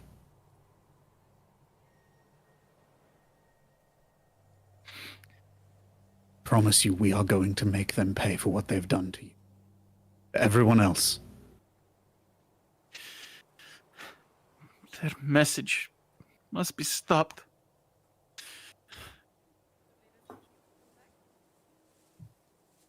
You alone Yep. can't stop it. I am so tired of the hate. Max sits next to him. And just side hugs.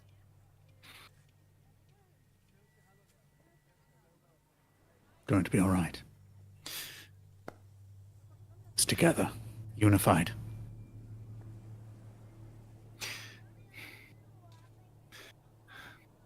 We will make them pay. Promise me that. My word, brother. When the time is right, we'll burn them from existence and their corruption with it.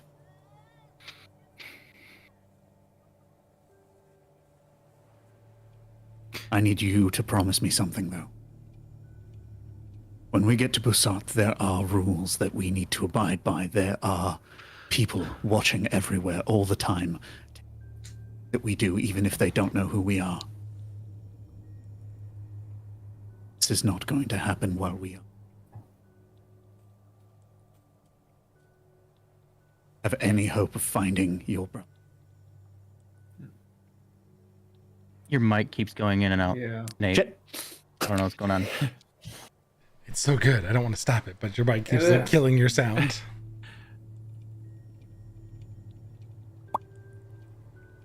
While he's talking, there's a break in the music downstairs. Everybody goes really quiet downstairs, and you can hear a group of people making some sort of announcement.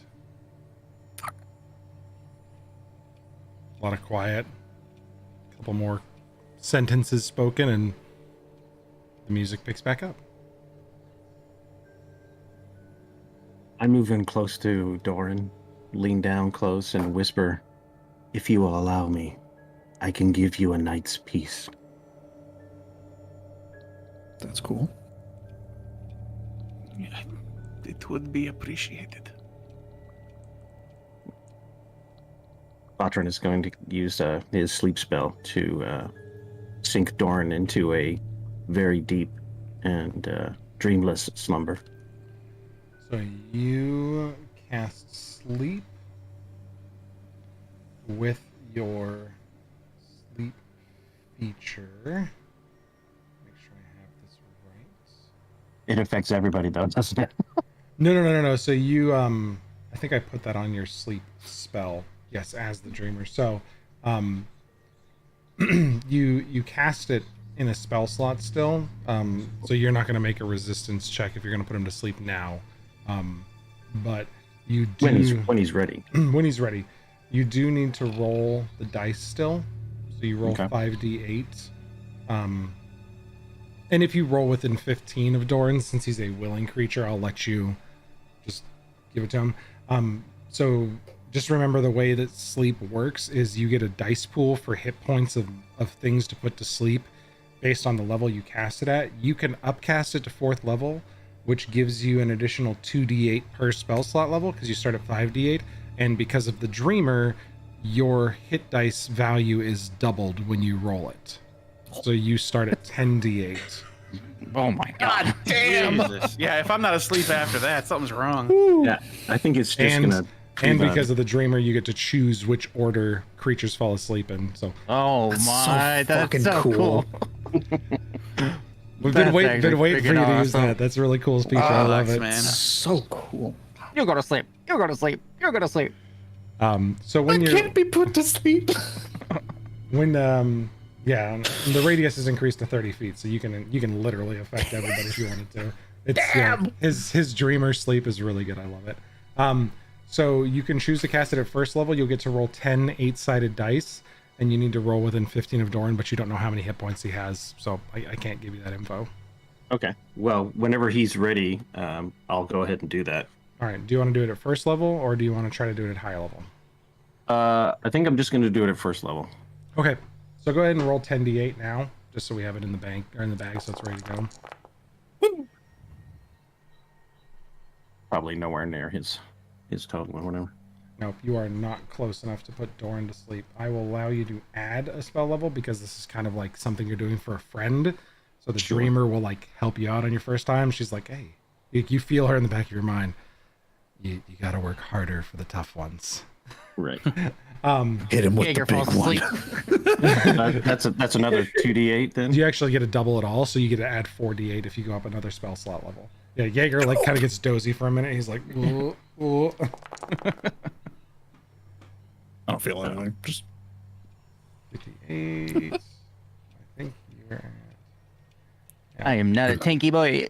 She is going to increase it. And she kind of reaches in. She's like, it's nice that you're doing this for your friend, but if you want to put the big ones to sleep, Too angry to be put to sleep. you gotta go big.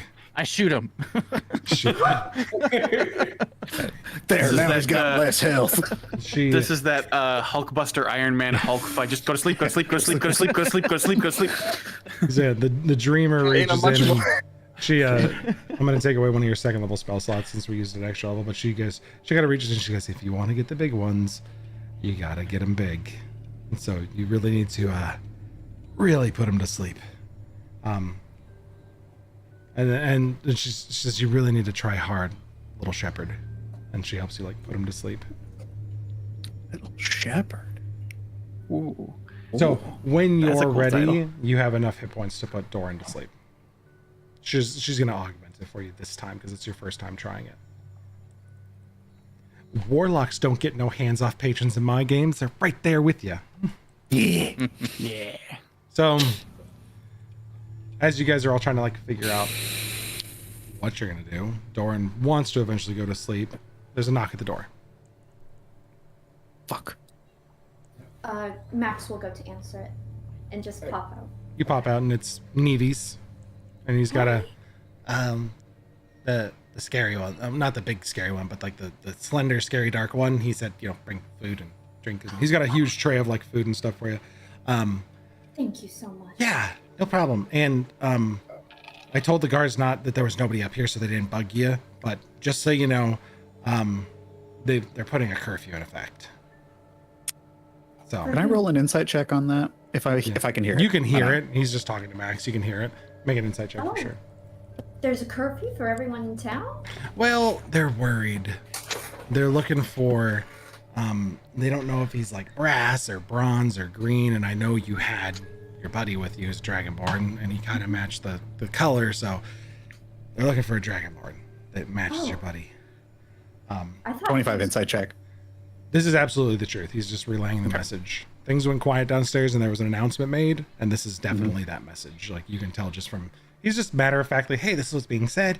They're looking for this Dragonborn. They're just really concerned because he might be in league with this creature called the Nightwalker. And that's where we're going to go on break.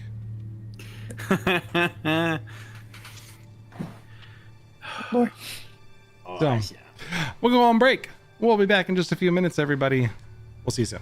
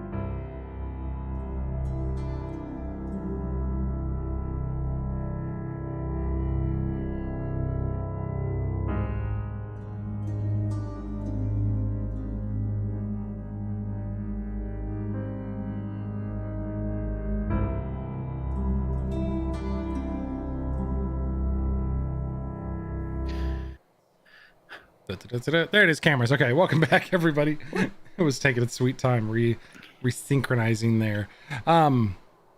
So where we left off, the gentleman, Mr. Neves, popped in, said that there was a bronze, brass, brown, they don't know, but dragonborn that kind of fits Doran's description, wanted, that may potentially be in league with a creature known as the Nightwalker. And Well, our Dragonborn has been in all night. He went to bed a little early. he thinks for a moment. Yes, he did. Yeah, he did. Yeah, he went to bed. Yep, I remember. I remember really well. He went to bed early. He was a tired guy. I gave him a bunch of booze and he went to sleep. So yeah, if anybody, that's what happened. That's what I know. So Yeah. okay, well, like I said, food, drink. You guys need anything else? Just holler at me. I'll be downstairs. Thank you so much for your understanding. You're welcome. He heads off down the stairs. I'm going to stick out like a sore thumb tomorrow. Get you a very big hood. No. I well, can change perhaps, your yeah. form for like an hour, but that's it. And it'll be a little tiresome, but I can do it. Possibly for 2 hours if necessary. Ben, would I know anything about like magical disguises being an issue entering into the city? There's so many people that come in and out of Busat that they don't bother checking for that type of stuff. They do coming into, you've heard that coming into some regions or like some wings of the Kisrexis Luminary Academy and the Bastion, that they definitely check for that type of stuff because That makes sense. sense. Everywhere else though, no, way too busy. Cool. Would it just be checking for disguised self, or would something as high level as polymorph ring the bells? Everything would ring the bells. The Luminary Academy is a highly advanced magical institute, and Any sort of transmutation. yeah, it's pretty much the center for magical knowledge in the world. Like Okay. wizards that can cast 9th level spells go learn those things at the academy. This is Queens. the place. There's a reason Maximiel wanted to stop at Busat first. Maximiel, I think it still may be good to do that, at least until we get a little farther away from here. Even an hour is going to give us a bit of an advantage. We don't raise any more questions or suspicions. That is, if the big guy's okay with it. It will be fine. I'll stay in the room until we're ready to depart, and then when we depart, Maximiel, you can work your magic. What sort of what would you like to look like? It makes you look like my brother, like real life brother. Or that may make you stick out a little bit, so we could just make you look like Just make Human? it plain. honestly, no offense to Jaeger, but just bug standard human. Let me blend in. Okay. So I'm supposed to take offense to that? Yeah, all you humans, you're so drab. Appreciate it. He's got a gun. So you're making him look less like a dumbass. Just, a little more. Yeah. Yes? No. I don't know who to agree with right now. Neither. Don't be mean and don't do silly things. Look, I think it has been a long day for all of us. For some of us longer than others. Perhaps it is best if we retire for the night. Agreed. We're going to need our rest. Recommendation for everybody: don't leave your rooms. I unfortunately have to. I have What to are you rectify doing? something. Well, Not by considering yourself? considering what just went down, I'm gonna see if I can help the situation and get some noise off of us. Luckily, I don't need sleep right now. Do you mind saying what you're planning on doing so we I what don't have goes a on? plan. Should you make a plan, Jaeger? You're the one who's always like, oh, we should, know what we're doing. Not when it comes to this. I have What an is idea. this? What's the idea? Can we know? You're being very mysterious right now, Doran. I am going Here we go. to Jaeger. Here you go. take. No, What? she knows what she said. What did I say? Doran. Oh, You said Doran. That was quite a Freudian slip, I think. Yeah. apologies. Jaeger, we need to know. We need to know. Look, Like if I you're going to said, get mad at him for running off into the night, you should at least give us the common decency of telling us where you're going. Thank you. I'm telling you right now, I will be back, and I am going to take the guards, hopefully further south. We have a nice trail that came right into our inn, and if we leave here in the morning, I don't want to get arrested. I have a mission.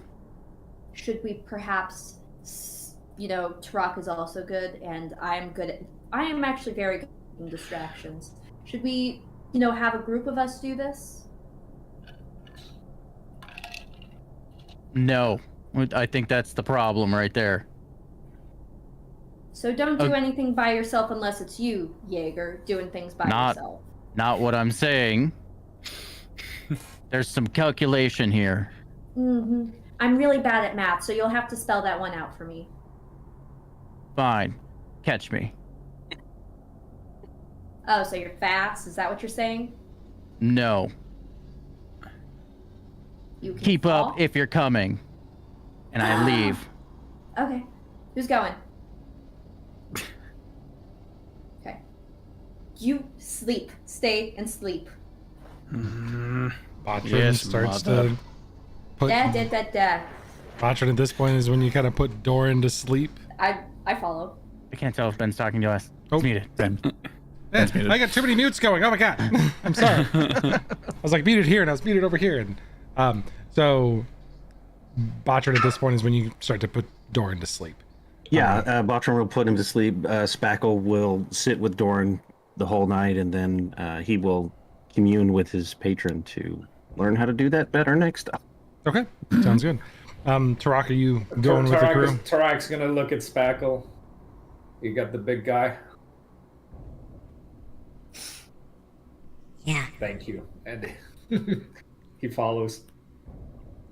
Okay. I'm going to cast Enhance Ability on myself for Dexterity. Grace. Probably a good call. You all head out to the street, and perception checks from the group of you, and Jaeger, stealth check, I guess. Perception and stealth? Stealth for you as you go to do your thing. Shit. Josh, send it to me privately. Everybody else say it publicly. Perception. Dirty 20. Oh, jeez. That's an 8 for Tarak. Mine's kind of cocked. Should I re-roll? Yeah, if it's cocked, reroll. Yeah, Okay. definitely. Oh, wow. Okay, that was okay. Perception, you said? Yep. 17. Okay. What'd you get again, Soren? Dirty 20. Dirty 20. 18 plus 2. You all kind of hear the bzzz as this Gigi gun goes off and lose sight of Jaeger immediately. I'm going to send my familiar up into the air and see if I can get a visual read on where he is. Okay, make a He's running on the rooftops. perception check with Manage, because with her. You are the closest to figuring out exactly where he went in the 16. crowd, so I'm going to give you a passive bonus on the back end that you're not going to know what it is. I don't have my sheet for my familiar because it's not a token that I have. Let me pull it up.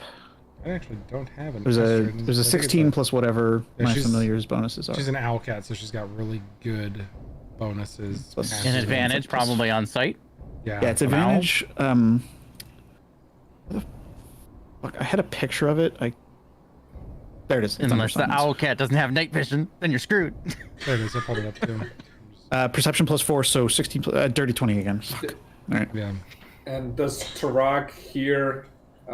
You said we hear. Oh, wait, a no, noise. hold on. Nope. I need one more thing, Jaeger. I need an additional stealth check from you because you get At disadvantage. disadvantage You just roll another d20 for me and just send it to me, because you get disadvantage when making them against Astrid.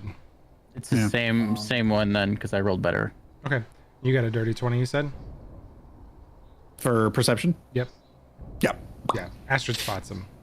Because you have a passive bonus on the back end from me, just because you're the closest one to the check. Astrid spots him. Jaeger's already moved about 140 feet to the south of you. He's moving quick on the rooftops. Tarak is going to shadow step as far in the direction Jaeger's moving.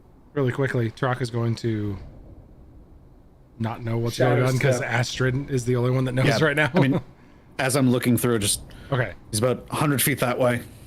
There you on go. The roof. Just wanted to make sure we were communicating everything, because Astrid's the one that got this, not Tarak or anybody else. That was right, but we did hear some noise. You said, right? You didn't before, because you got. Oh, I thought you said you heard the get you gun. You heard the zzz, but you couldn't really tell where it was going. Okay. Just because of the crowd and everything. Since Nate was only one away before, he was the only one that like had a sense. You guys just walked down the crowd and he was gone. So you do notice to the south, he does have good distance on you. Shadow step at this point does get you up on the rooftops and gets you to where you can see against the silhouette of the night, the moon's reflecting off the water. Now you can see Jaeger in the distance, kind of moving in the shadows as he steps along the rooftops. Maximilian, Soren, what are you two doing? I cast Fly on myself, get the little electric wings, and then I have a 60 feet flying movement, so then I sprint while flying. So I should have 120 if I'm... You zip up in the air and take off with the electric wings. Along the rooftops, trying to stay low. Okay. Soren? Let me also get stealth checks from both Magic and... Max and Tarak, as you guys are running on the rooftops. I can't follow on the rooftops, but I want to slink along ground level, make sure that they don't get seen by anybody. I'm using a sorcery point to reroll that. That's a 16 for Tarak. Okay. Come on. She's flying with lightning wings. I'm worried that might attract attention, so I'm going to follow behind, probably keeping pace since I'm fast as hell, but not flying or roof-topping or anything. Yeah, Hey, Max? Ben. Yeah? Am I allowed to use the inspiration I got last session? Because I never actually got the chance. I never got the chance to roll. Did I give it to you at the end of the session? You gave it to me at the very end of the session, and I didn't roll once after you gave it to me. Then yes, you can, because I think I gave it to you at the end of the session. Thank you. Thank you. Thank you. Come on. Okay, 13. 13 stealth. There's a few people that spot Max, like glimpses of the wings, Soren, as she's... Any of them guards? Roll a d20. On 12. A 16 or above, it's a guard. 12. That's a 16. Wait, I thought I was wrong. I did. I said I was going to roll a d20. It's in game chat now. That's a 16 on the dot. So one guard it just sees says her. you rolled. Oh, you can't see. Why? I said a public roll. What the hell? So dumb. It is a 16. I would never lie to you guys. Come on. Immediate glares. Thanks, Sarah. Yeah. So a couple. One of them's a guard. A guard does note the electric wings, and it's kind of like, that's... Should we check that out? And he's talking to another guard, and he's like, probably. With the Nightwalker talk? Sure. And they start Is it the Batman? They start to go after that lightning winged thing. Do I notice that I've gotten any attention? You're on the rooftops, you have no idea. Okay. These are guards like on the street who saw you, a glimpse of you going past and kind of focused on it and saw you. Okay. Soren, what are you doing? I'm gonna trail them. Okay. You start to trail the guards as they head south. Jaeger, what are we looking for? How far until like city limits? So the city's about 1.2 miles long total. You guys are near the center, so you got about a quarter mile that you probably booked it good like a eighth of a mile now. And then you're about 25% of the way through like what's left of the city before you're literally in the ocean. Starts to get more sparse at about the half to 3/4 mark. How late is it? Pretty late. You guys wrapped up the show, and we've been hanging out for a while, so it's probably like 10, 11 o'clock. It's getting late. Okay, I want to look for or listen for any type of like weird activity, maybe like any type of civilian screaming, a damsel in distress, typical, like just odd things happening at night. See if I can find anything petty. Okay. You hear one lady scream, and then they immediately follow it up with laughter. It sends you off for a bit because her and her friends who've been drinking too much do something stupid, and she screams, and then they're all giggling and at each other and laughing. It's less giggling, more boisterous laughing because they're all losing it. With that time, as you're like stopped off investigating that, Turok and Maximiel close a little distance on you, and you can tell that they've actually caught up with you at this point. Then you notice the natural one on the roll of like what the city's doing. There is a bar brawl that's going on, but it's in a pretty densely populated area. Nothing that you can slip in and like turn any direction. Nothing that's interesting. Not what I'm looking for. Nope. Yeah, that was just the only other thing of interest, and then that's a good roll. As you're watching the tavern brawl, you hear a window break as someone's busting into a building. Investigate that. Okay. Soren, you watch as they're tracking Max and Turok through the rooftops.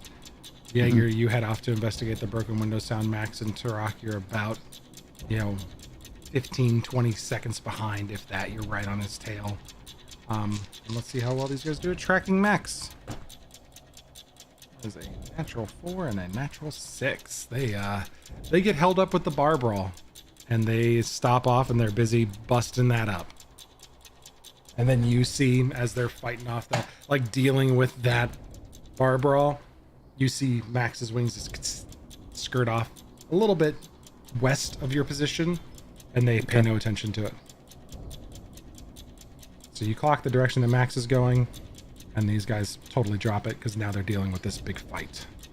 All right, I'll follow her. Okay. Jaeger, you have this scene. Someone's busted a window. What shop are they breaking into, and what is going on? How many are involved? I'm just handing this on over to you. It's malicious. That's absolutely malicious. Okay. So maybe corner street. It's a low valuable kind of like gem place. Nothing crazy, almost pawn shop-ish. Okay. I would say they just have middle of the tier gems, rubies, sapphires, nothing crazy. But a lot of like knickknacks and silver jewelry too. Maybe it's a good little hit and run where they can get in, get out without much notice. Okay. It's a pawn shop, like you said. Little smash and grab job by some 19 to 22-year-old, like young adults. That kind of age range of, a mixed bag of different races, half elf, human, some people that could get scrapped with a bit. Busting into a place called Trades with Gillick's, and it's spelled incorrectly. There's an apostrophe on the S for trades. Just a really crappy rundown shop, and they bust into the window, and no alarms or anything going off, like magical alarms not enchanted on this place. It's all cheap. So they're getting some stuff, but it's, total values maybe, 5 silver. Are they currently in the act or like Yeah, getting out? there's one guy like kind of giving a lookout on the corner, and then 2 guys in there ransacking it right now. From the rooftop, I'll hook the Gidgee, but I won't like engage it so it makes a sound, and I'll just drop in front of the guy. Mask on, hood up. Okay. Petty crime doesn't pay, kid. I'm sorry to have to do this. I'm just gonna chop him in the neck. Goes to swing at you. And, he's some young punk. And you do that as Maximilian Taraki arrive at the edge of the roof, and you see Jaeger with the hood up from the back, like judo chop a kid in the neck. He doesn't full on Austin Powers say judo chop, but he's basically doing it. I look to Tarak. I'm just, Tarak just kind of holds his hand up. He's like, what the hell is this guy doing? But we're staying, I stay back, see what Jaeger is doing. I can turn into a green dragonborn. Just, Tarak's just watching for right now. Max, what are you doing? Waiting for Tarak to do something because he's better at stealthy stuff, and so she's just like watching him and then watching Jaeger and like wincing and looking at Tarak and looking to Jaeger. Okay, Jaeger, what do you do next? Did I successfully knock the Oh kid yeah, out? you knocked that kid out. That kid. There's one inside. This is that kid's first job. He thought he was gonna be cool and be lookout, and he just got his ass whooped. All right, There's two goggles inside. on.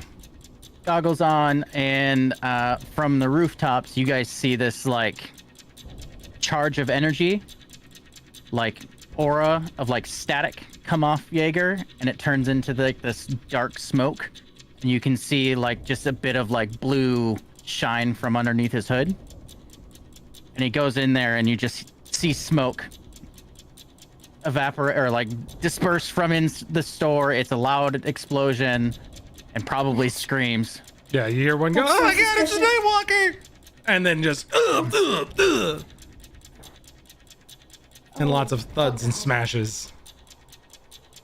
And then probably like if I know they're out, is this a residential building or is it totally business, like no one's sleeping above? As the scream happens and the ass whooping begins, the guy who owns the shop, who lives upstairs, the light comes on. Like he lights a candle and he's like starting to unlock and come downstairs. I'm gonna toss a kid through the glass window. The other glass window breaks and the kid thuds across the street. So that's another one of these. Damn, so I'm down to 15. I am going to another explosion, flash grenade, or flashbang, and it's gonna just light and ring up, so it's now quite loud. Soren, you hear as you're running down the streets in the distance, "Oh my god, it's the Nightwalker!" And then, like, as you're running towards that sound, you hear, and then you see a body thud across the street. And then you hear an explosion. No, he's alive. He's beat he got the piss beat out of him, but he's breathing. And then you hear a loud flash and explosion, or you hear a loud explosion, see a large flash. And then you hear the guy upstairs who's like trying to come down, screaming for help. I don't see Max or Tarak because they're up on the roof. You probably see Max. That's fair. You're pink. She's just like. So just quietly hang off to the shadows. And hang off to the side stealthily and just watch whatever the fuck this is and hope nobody comes looking for it. Jaeger? Everyone knocked out. Yeah, you knocked Smoke everyone stays out. up for 4 turns. I'm gonna wrap the last guy inside with rope. You're Go gonna what, one more outside, time? wrap the last guy, and I'm gonna wrap him, like tie him up, hog tie him with rope. Okay. At 50 feet of rope. I'm gonna go outside and throw it up over a light post if it's there. Something up, a sign, maybe the sign, and I'm just gonna hang him up, not kill him, and hang him in the noose. It's like just wrapped around him. Yeah, you got him tied up underneath under his arms and across his chest, and you got him suspended and his arms are secured. And then I'm gonna look up to see if they've all caught up, and they'll see me. You all can make a wisdom saving throw. Oh? Yep. All right. Yeah. Not good. 15. 17. 16. Now I'm rolling high. What are we making a wisdom save against?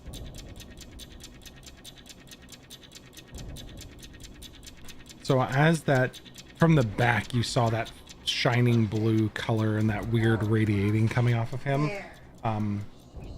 Jaeger, what's your spell save DC? Give me a second. And what was your guys' totals one more time? 17. 17. 15. Is it a 15. charm effect? Mine is 15. It's an illusion. Okay.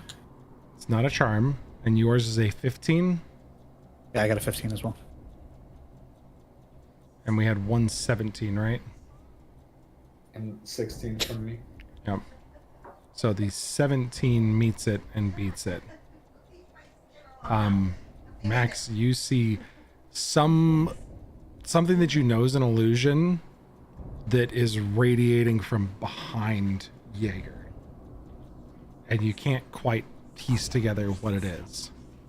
Tarak and Soren, as you're looking at this strangeness behind Jaeger, as he kind of like turns to prepare to leave and is like looking, and you get that look at that front quarter of him as he's turning, he suddenly shifts and raises up about 4 feet, and this illusion takes hold on you, and it looks like this small version of a creature described as a Nightwalker, this living terror, this walking death that kind of towers up above the street, is now looking down at you, and both of you are frightened.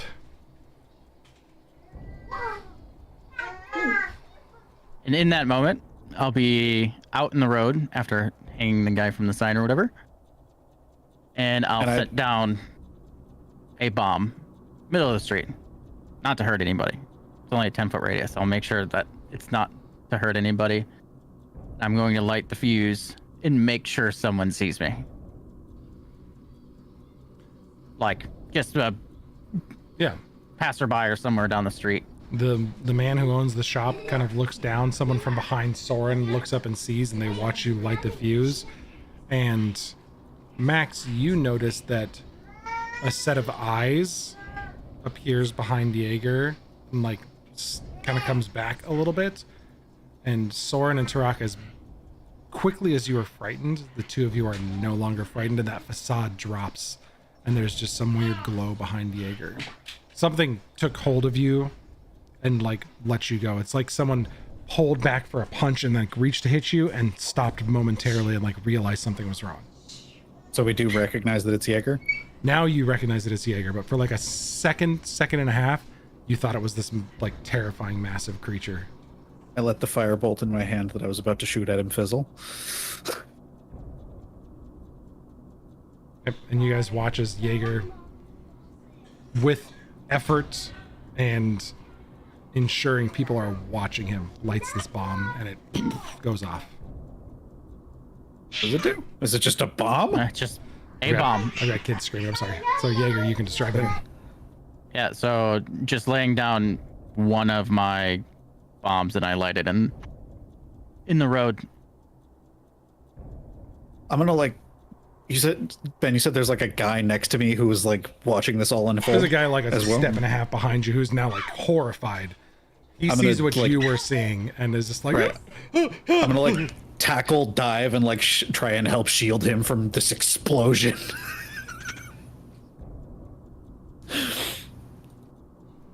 Okay. What is everybody else doing? Tarak, Maximil?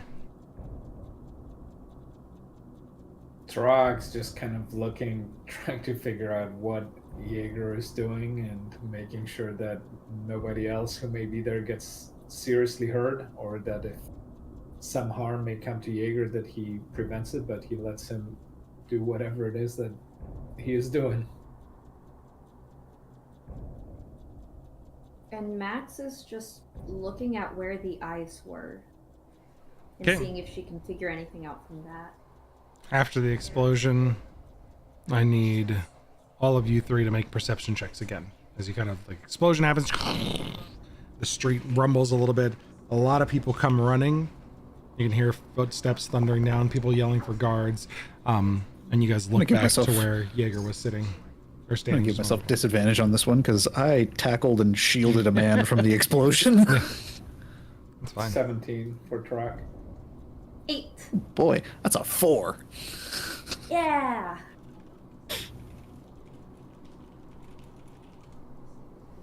So, on the street level, Soren, you see nothing. Like, you're looking around and trying to figure out what's going on. Turok and Maximil, you guys don't spot where Jaeger got off to. I'm just trying to like make sure the guy's okay and just pissed. Just yeah, he's did you see that creature? What the hell was that? yes, that horrible creature with its explosive devices. It's what? Run and get help. Make sure nobody's all right. Nobody's hurt. Find some guards. And you see a few guards like running up the road behind him, trying to figure out what's going on, and they kind of all people start to swarm and help out, and the guy got hit a little bit by like the explosive backdraft going up the stairs of his house, and he's got the stereotypical explosion goes off in a cartoon, the hair's like blasted back, he's got the black soot on his face, and he's like walking out, but he's alive. You guys look around for a moment, and Turok is not there. Brigitte! Turok isn't there. Yeah. I'm a little distracted, I'm sorry. Brigitte! Would you stop it? Stop yelling. Max looks. Jaeger is not next to there. her. Jaeger's not there. Okay. Okay. I'm sorry, I was distracted by Screaming Baby. Turok got blown up. Turok has exploded. But no, Jaeger's not there. Like, you guys look around for a brief moment. Everybody seems to be okay. None of the people are actually killed. The explosion went off. The guy that's hanging there is like coughing and he's like knocked out, but everybody's alive. And Jaeger's not there. If anyone seems to be hurt, Max would like to use her wand of healing, just from the distance at first, and like if anyone seems to have actually gotten harmed from that. Oh yeah. Well, the two guys that were inside got the shit beat out of them. Like they're like, I need to be at home on bed rest for a week to recover type deals. Okay, yeah, she's going to heal them. Okay. With the Their wand. wounds magically heal. Soren, you sense this magic crossing in front of you as you're watching this group go, and you gotta trace it back, knowing who's doing what, and you can see Max up there just like wiggling a wand. Been on the end of that before. Yep. Yeah. Just like nothing, just to make sure that they're not going to like have any super major internal bleeding or anything. Nothing. You know, I want to make sure that they're not going to like have severe brain trauma after this. I mean, Well, they're gonna have some severe trauma, but not brain trauma. They're Okay. good physical condition. Okay. Okay. When this is over, Turok just leans over to Maxim. He's visibly really upset. Just let's just head back. I don't think there's much we can do here. And he's just Maximo can see that he just is barely containing his anger, and he's kind of starts heading back to the place. You know, we could have just spread rumors about it being a green dragonborn. We could have done that. Yeah, so Turok is just ignoring what she's saying, just heading back. Baby! Aww. We have a very distracting goblin tonight. I'm sorry. Aww. You are being a distracting Adorable goblin. distraction goblin. Yay! Would you Yeah, quit steal the distracting? pop filter. No, don't steal anything. She's saying hi because she's Take the actually microphone. she knows how to wave on camera. Hi! Okay. No, don't leave it alone. There you go. All right. So cute. Say bye-bye. Can you go like this? Mwah. Mwah. No, she's just saying bye. She's like, okay, Grammy, I'm ready. Bye! Bye! Sorry, guys. She was being a distracting goblin, so we had to Too distract. cute. Too cute. Speaking of distractions, Mr. Ben, can I kind of saunter over to some of the guards that are closing in on this position and just listen to what they're saying? Yeah, the guys that got the crap beat out of them are healed now and conscious, so Usually what must take place elsewhere is a conversation of, who did this? What's going on here? And the two that were inside are just babbling about the Nightwalker. Okay. Stupid. Not gonna do it. Never mind. All right. So just listening to that, I don't hear anything about a Dragonborn. Nope.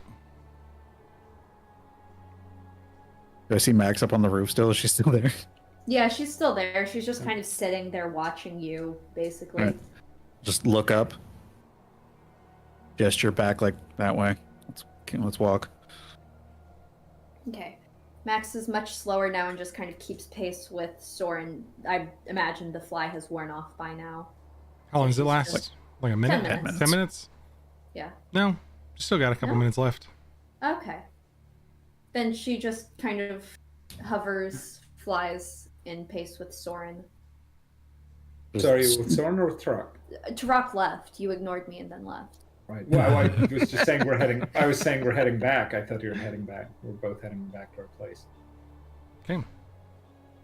So you all head back to the Violent Night then? Turok. Yeah. Jaeger, is that where you're heading? Well, I'll keep tail of them, but eventually I'll come out of the alley that they're passing and release the disguise. So do we see Jaeger? If the hood comes off and the mask comes off, yes, you see just regular old Jaeger. Max walks up to him and slaps him. Well, and Turok grabs him as he's being stabbed and just pushes him, shoves him against him. What the fuck was that? You don't do stuff like that. Beating up kids? What? This isn't what we're about. That is not the point I was going to make, but still valid. My question is... Sorry, the irony of You do this- not I beating know, up I know. kids coming from Turok. No, it makes come sense. on. He didn't mean to. Turok didn't Yeah. mean to. Is Jaeger did. They ran Also, You put I us- said, my fist. I said that this was young adults. I did not say that this You was put teenagers. you put us all in danger with your stunt. We should have all decided on what we're doing. I don't understand how Communication. any of that is helpful to... This was supposed to be... What? A distraction? Was that what was that? You're an idiot. And I don't use that Thank lightly you. because I am one too. So what are you doing? Jaeger, come on. You can't go yell at Doran for doing something and then go do something very similar to yourself. That is hypocritical of you. Okay? Thanks, Mom. I'm not your mom. Stop saying that. I am your friend and I'm worried about you and I'm worried about what's going on. Okay? Let's take this off the street. Why not do it right now? I mean, you're not worried about making a scene, are Yeah. you? Are you? Making a scene versus being identified are two different things. Yes, I made a scene to distract anything coming our way as something that has been chased and looked after and sought after, tying two things together that shouldn't be tied together.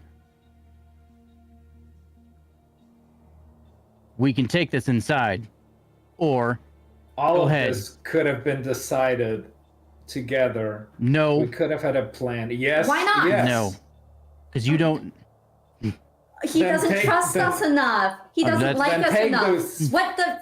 Then take this fucking necklace that you gave us and shove it up your ass. You're either part of this team and we do this together, or you run off by yourself, do your moody loner thing or whatever it is that you're doing.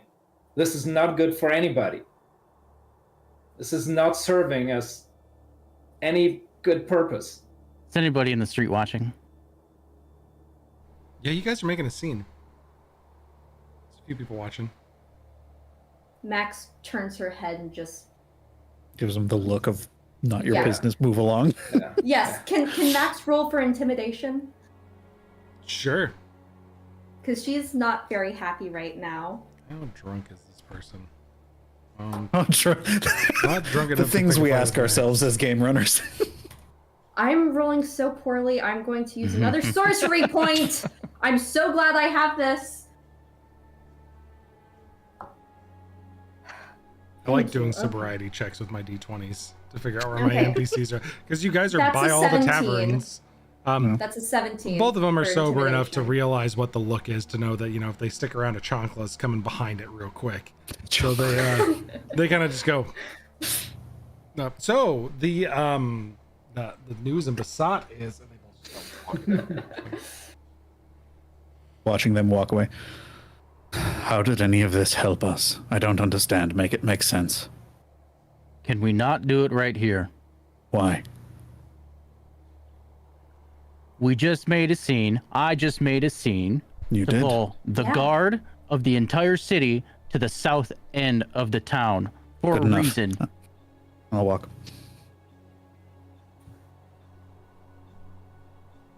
Max, Turok, you guys letting him go? Letting Ku go. Like, are you letting Jaeger walk off because Soren Currently said pinned good, against the wall. Soren said good enough, and he started walking off, and Jaeger's not fighting you, and you have him pinned against a wall. Max is going to take the necklace that he gave her and put it in his pocket and say, "Can you give that back to me when you're actually part of the group?" And turn. Yeah. Tarag just kind of lets him down, turns around, turns his back on him, and just follows Maximil and Soren. Max wipes something out of her eye.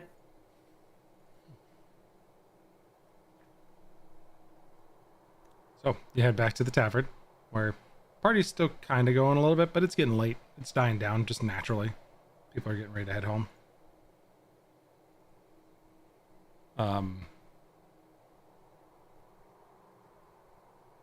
Soren, you're pretty much the first one back there, to where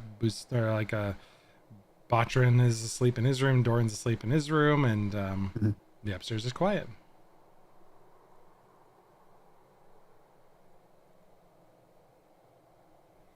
What would you like? You guys wait for a moment, and everybody kind of gets together. This might be a very out there question. Any of the guards that we've seen, do they appear to be in any way magically inclined? Or do they look like just dudes with halberds or whatever? You have noted that in every city in Ashahoya, as well as in Busat, there are conscript level war mages that are entrenched with every military outfit. It's a standard across the Orion. There are logistics experts that just work with militaries that don't even cast offensive spells. They just handle moving things. Okay, I'm going to cast the invisibility when I get back. I'm going to do a full sweep of the place. I want to see if there's anybody trying to be hidden.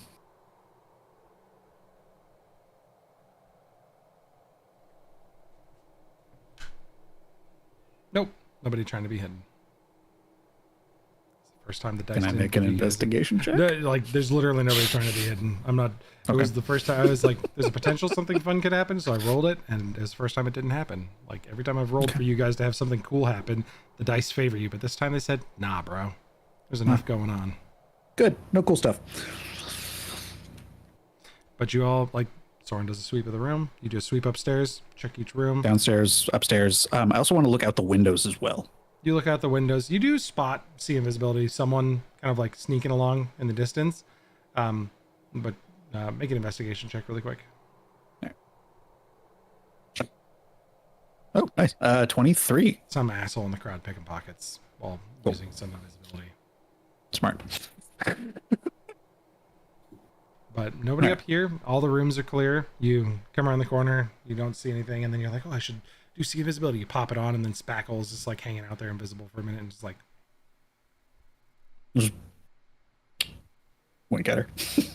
But nobody else up there. It's clear. We all have separate rooms, right? There are 3 rooms upstairs, double bunked, so you guys are sharing rooms. Free for the night. Yeah.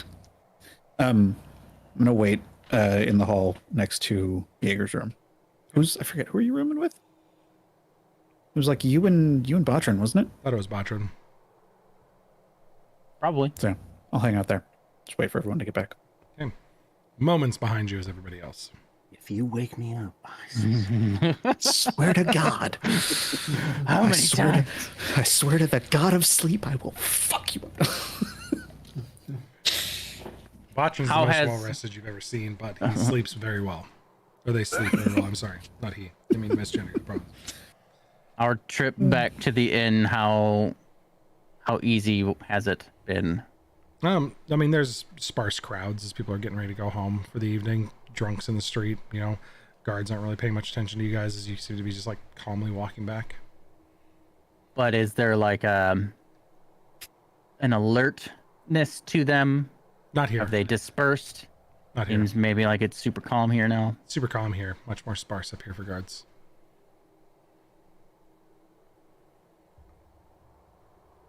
You guys all make it back to the tavern without incident, and Soren's waiting upstairs.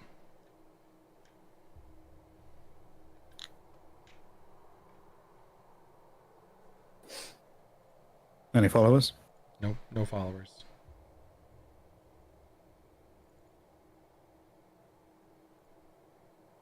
What would you guys like to discuss? It's all on you guys now. Do you need an explanation now or in the morning? Would have preferred it beforehand. There was... Fair point. Okay. But sure. The explanation of simply drawing their attention to the other side of the city is sufficient enough for me.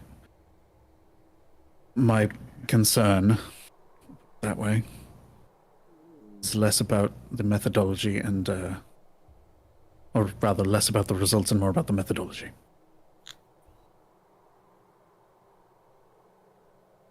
There's a few things that I've done in my life that are Tarak questionable. makes a very, very obvious point as Jaeger starts talking that he just walks past him, opens the door, and walks into his room, I think that he shares with Dorn, and just closes it right in the middle of his explanation.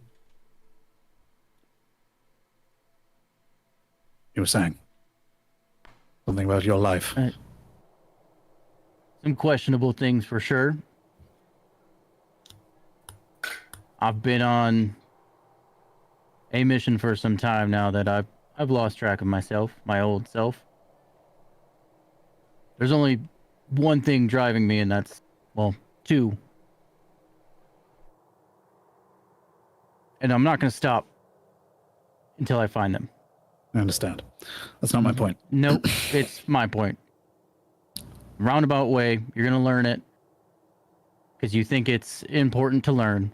Anna and Emma were taken from me. My entire village killed, sacrificed, murdered. I don't know. The Evan Hand. Yes, hold on. I will circle into this. It's all relevant. In order to find them, I had to come up with ways to become more than what I am. Be level with, and I look over at both of you very intently, on your level. And the only way to do that is to harness raw power. And I'll put my sleeves up, and you'll see two very embedded purple glowing crystals in both of his arms. And it looks like they're seeping this toxic weave of just raw energy into his bloodstream, and it goes up and it almost creates the black living ink that goes all the way up his neck. You see, when you put magic into something that was made from probably the most dangerous magic of all time, it tends to do this.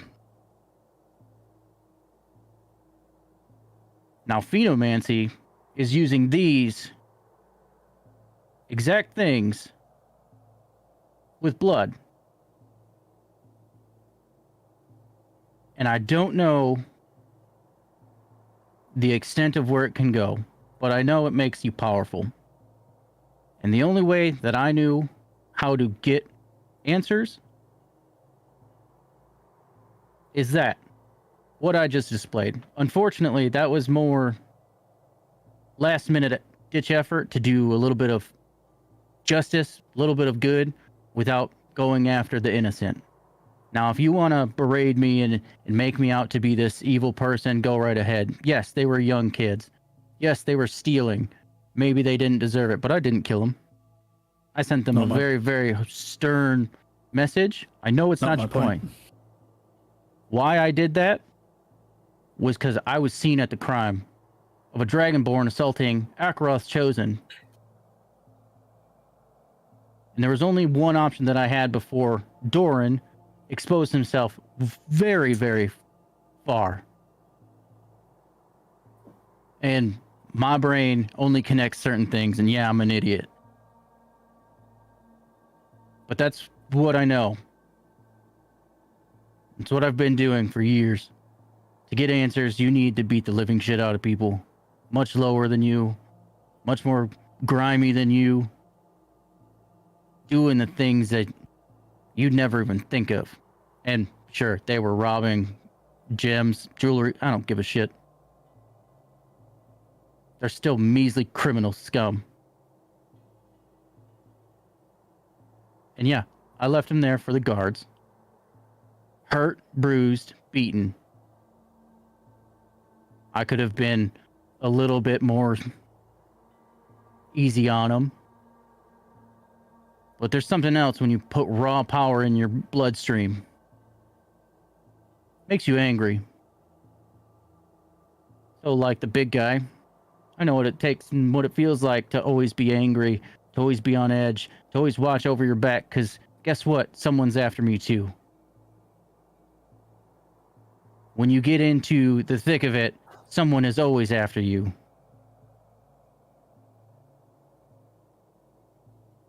But not all of us turn into rampaging vigilantes when that happens. Not all of us have these eyeballs that pop out when we do magic and try to do illusions to Yes, be weird. Your eye, like, I mean, have you ever seen yourself cast like they turn electric? Have you never seen that? Like literal lightning comes out of your fingertips and your eyes. Yes, but not. And here we through- are. At my point, you make a scene. Now, granted, it's. I understand the idea of drawing them all to the other side of the city. That's clever. However, we are all in agreement that they believe you were seen, this Nightwalker thing, with our friend. Correct. You got away scot-free from that. Yes. Right. Then you went back out into the city. Any piece of to draw together yet? to draw their attention away from us here. Yes, of course. But it's Missing still what? not. A rather large dragonborn. Sure. Maybe. The idea was that we weren't working together. I merely saved him. And I'm going to use the hypothetical I, because I didn't necessarily save him. That persona, who is me, unfortunately, saved him. And whatever tale they weave there, the Nightwalker was sighted doing what the Nightwalker does on the farthest south portion of the city that I could possibly get to in that time frame. So, again, the thought was to break away, make it look like I wasn't working with a Dragonborn, so that we, the collective we, could have an easier time leaving with said Dragonborn. Because yes, we have to disguise him now. I probably need to disguise myself. That's my point. There is another way around that, but that sighting and that piece that got put together, the Nightwalker doesn't work with anybody. And I'm not about to work with anybody as the Nightwalker. So you are the Nightwalker. At this point, I'll click my belt, and you just see That the seems- mask come like out of nowhere in a flash and just covers my face, and you see the belt switches to an NW. Yes. Why would you lie to us about that? See, therein lies one of the other points that I was about to make. A resounding and continuous bout of hypocrisy on your part. You expect full transparency from us, but reveal only the slightest bits of information far too late. Come on. There's some discretion that I like to use. There's some discretion. That's not That's not an discretion. answer. We're a part of a group. We're a part of a party. We are family. Okay? Even beyond that, we rely on each other for Coworkers? survival.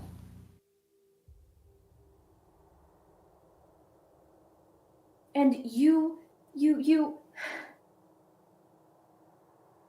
not revealing this may have hurt some of us. And some of us are trying to do things, Jaeger, and knowing who the fuck the Nightwalker is may have helped that. What are you trying to do?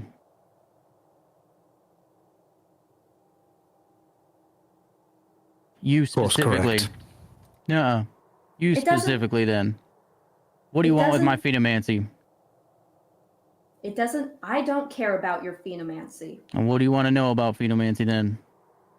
This isn't about me right now, Jaeger. This is about you and your opaqueness with our group. You act as though we're family. What do you want to know then? We want to know what is necessary for us to know in order to safely travel with you if we are going to be associated. And then what is that? I don't know. It's all secrets with you. There's no Yeah, secret. Why don't you tell us? Why don't you tell us and not make us guess and have to I just interrogate did. you? I Now, just did. yes, Well, how, weeks after how we've do been we know traveling that there's together. not more? How do we know there's not more, Jaeger? What else are you hiding? I can't think of anything else that I'm hiding. I started with the crystals. They're from Guer. Can I make an insight check on that? Yes, you can. Oh, yes. 19 plus... that's a 27. You can also make a history check. Ooh. Not as good. 12 plus... Oh, no, I have good history. 19. Yeah, there's the site where Buraz, the corruptor, struck Guer down and annihilated the entire city. The woods around the city have started to rot at a alarming rate, hundreds of mile radius, and near the very center, these bluish purple crystals have started to crop up. And these are crystals from Guer's ruins.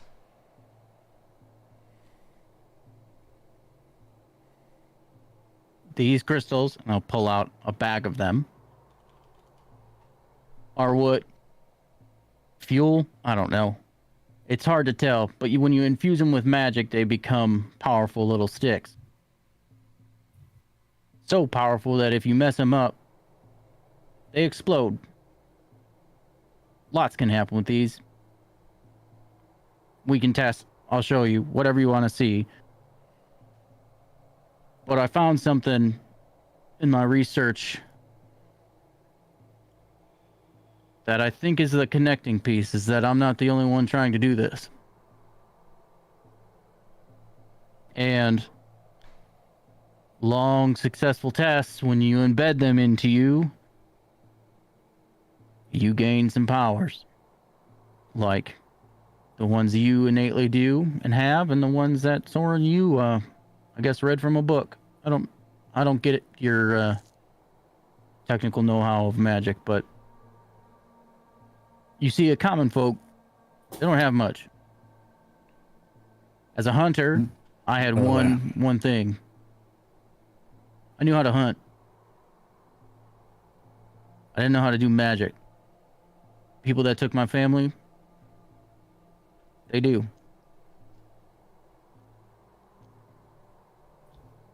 Everything else is a blur. I've done countless things like that, finding and fighting people, circles of crime syndicates if you want. I mean, my first job, you guys heard about that. At Oasis. Real scumbag. He was kidnapping Indeed. children, taking them, and having his grunts sacrifice them to the ebon hand. That ebon hand that was alive at my feet, that's where I got the pendant. I didn't kill him. He was a grunt working for this slime ball. He was cut in half by the portal that they used. They just disappeared in the night. Gone. All that was left was a scar. I don't know how they do that. But that's my only ticket to my wife and my daughter. Or whatever we're getting into. Now, I am selfish. I do withhold things to the last minute, but when you have to look over your shoulder every step of the way because you're knocking on wrong people's doors every night, you kind of get on edge. Need I remind you how many wrong people we have upset? You're not the only one looking over your shoulder. Doran is literally being hunted by his family. I lived most of my life as a fugitive. Maximile is outlawed from her own city because she thinks that because they think that she is in her city and has been replaced. All of us are running from something. You do not have to look over your shoulder alone. What we need from you is cooperation. I've been cooperative this whole time. Whether you seem to think it or not, I haven't been honest about certain things. But since the day I met you, I knew there was trust, even though you stole and barged into my room and some ghost came creeping through the door, that stupid little speckle. Regardless, there's nothing that I can hide. This was the piece that I didn't think you needed to know. You made that decision for us. Well, no, it was going to come out, but I was hoping we could at least get to Busat before then. Why not tell us when we were asking about the Nightwalker? When we spent a day chasing after children to figure something out? Did you not feel like, oh, I don't know, telling us? It would have been a very relevant time. That would have been amazing timing. That's hindsight, yep. Like you said, I'm an idiot, but it's... That goes beyond doing something silly. That's misinformation. Okay, There's a shushing, rustling sound as Botrin's hair grows and wraps around his entire head as he rolls over and tries to get back to sleep. Gross. What if we went knocking on the wrong door and got hurt because we were asking about the Nightwalker? I don't know what door you'd knock on. Who knows? On my own. I don't either. That's a calculated risk to me. I'm not asking for forgiveness on that by any means. I see your point. I'm glad. Oh gosh. But you have to see my point too. Because it's clearly not sticking. Your point is that you're going to do whatever it takes to get your wife and your child back. I understand. No, well, that's not my point either.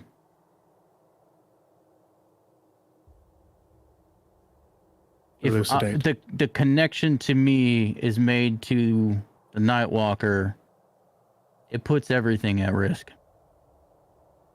Not just me, not just my family, not just you guys too. There's discretion. And then when we link the Nightwalker to Phenomancy, to Akaroth's Chosen, there's a dangerous thing that happens there. I don't know why all this is connecting, but So you needed to cover for your own ass, basically. That's why you went Sure. to be the Night Walker. That wasn't it, but I was trying to separate them. Well, You you wanted- just said discretion needs to be had. There needs to be some Right. discretion between the you that helped Doran and the Night Walker. Right, that because what- if they're the same person, the Nightwalker is me and I'm the Nightwalker. And then that's out on the table for everyone who I have wronged or went up against. Which And apparently has been a lot of people. yes. You want to see the count? It's relevant to our current safety. Yeah, actually, it is Yes. very relevant. I pull out my journal. And there's a long list of names and things crossed off. And I'm at the end. Pages, May I by all means. look over it? Do I see any names that I recognize? Big names from Busat? Anyone important? Anything like that? Haven't been to Busan. Nope. Nobody from Busap. Bunch of people from Ashahoya.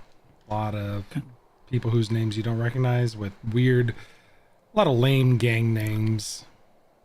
You know, like the Sand of Vipers apostrophes. and the Pit Fiends and Ulekatesha with like 16 apostrophes in it. The very first one is Grannis Solomon.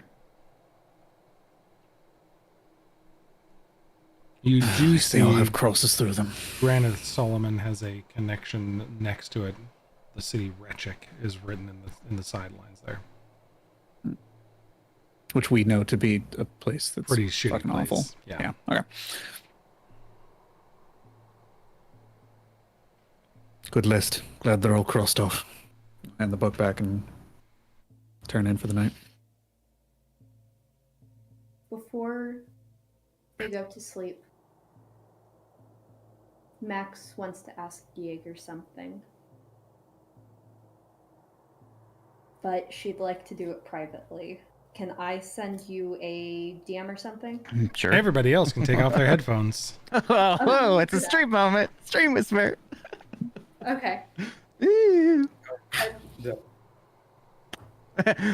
Muffle. La la la la. Gotta mute. Oh no, it's all messed up. Now Sarah is Soren. Hi, I'm Soren. I'm very good at. Just passing go ahead. spells. We'll let you do it really quick here. Jaeger, there is something I want to know. That group that kidnapped people a long time ago, the Ebon Hand, that you've seen. I want to know if you've, as the Night Walker, as you've seen children being taken, have you ever seen someone that looked like me? Maybe a couple years older? Have I? DM?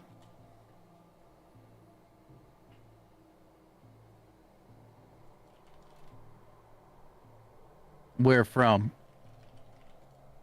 I think Rechik?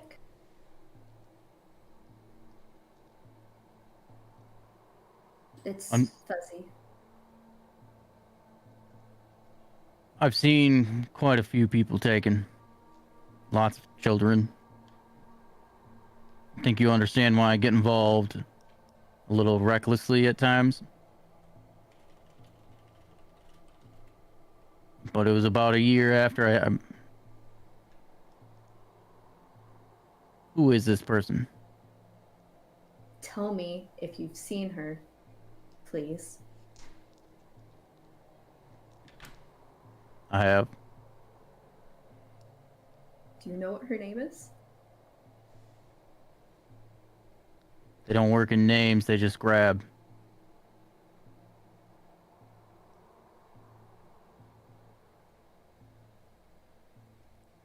So without having to type Josh a whole description, he describes a teenage version of the sister whose memories just kind of like came back to you within the last few weeks.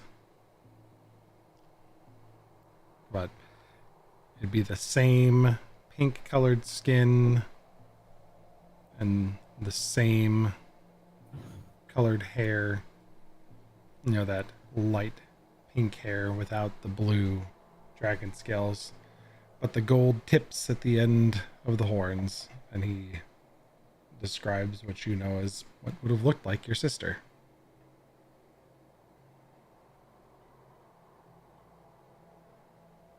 Very clear that this person means something to you, and I guess I can bridge the two together.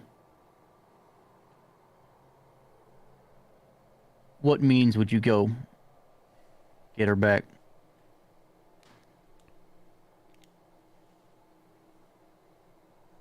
Anything?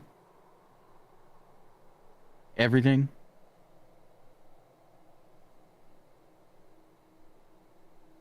I don't Same know. here.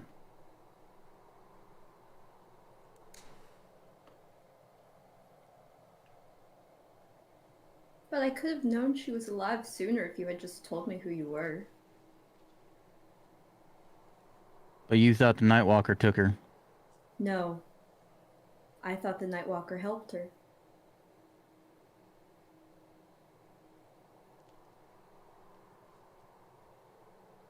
Max is just I wish I did. Helped What? her. I wish I did help her. Did you... What did you... There's only so much one person can do. And so many little ones that I can save. The only successful one was that in the Oasis. I was always too late. And it haunts me every night.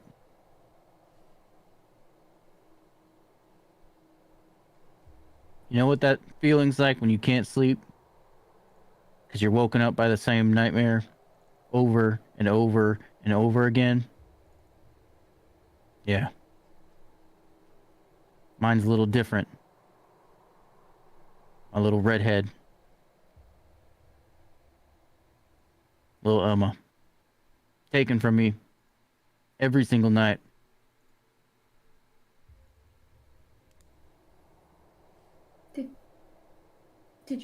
Is she dead? According to someone who has been sacrificed to the maw and relocated, I have no idea. But I will never give up looking.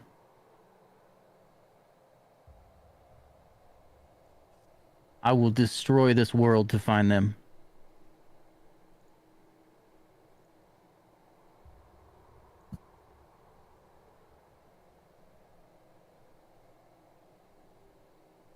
That's the sad truth.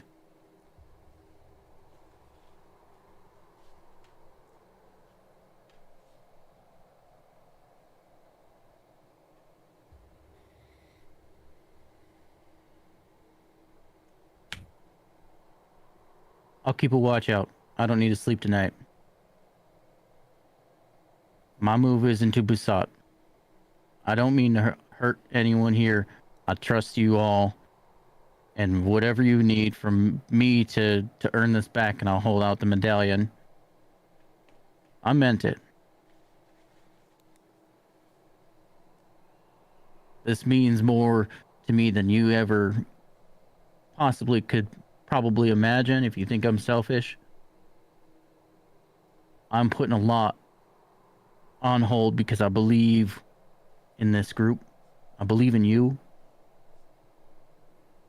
But I also know I need help getting my family back.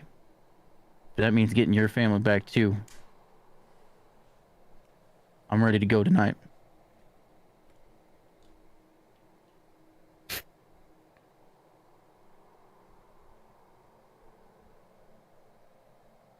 Max just shakes her head and goes to the room. It's a lot to take in.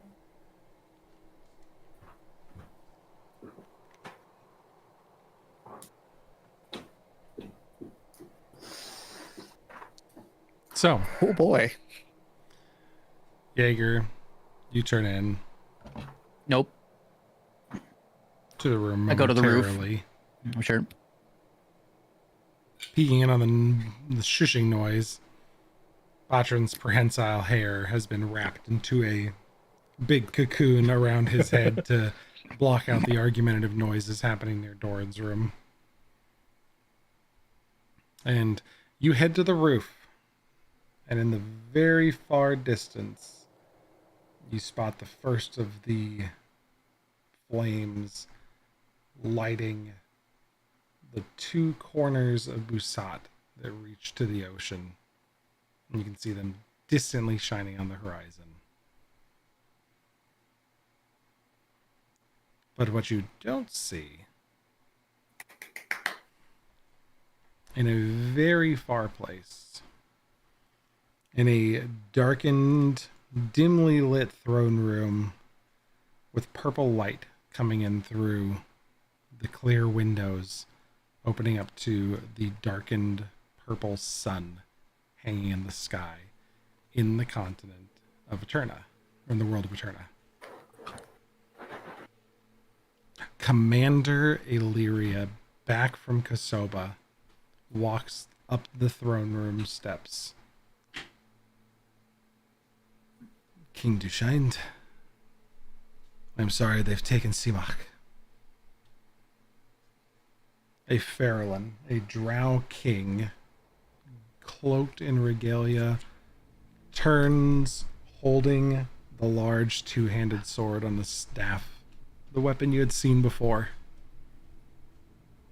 Plants it in the ground and looks down to Illyria. King Dushind stands tall, with piercing, dark purple eyes, light lavender skin, white braided hair falling on his shoulders. And he looks down at Commander Illyria. So, if they've taken Simak, that means the Ebon Hand is moving against us faster than expected. What of the people? How are they taking this news? It's better than when we returned. They didn't think that we were strong enough to handle it, and we showed them that, even though we had the failed expedition, we came back stronger than ever. And the others, the outsiders, are doing well, though. Speaking of outsiders, King Dushind, have you taken Agent Nithza with you on your last expedition as I instructed? She did quite well, actually. If you would like to speak to her, she has a bit of a gift for you.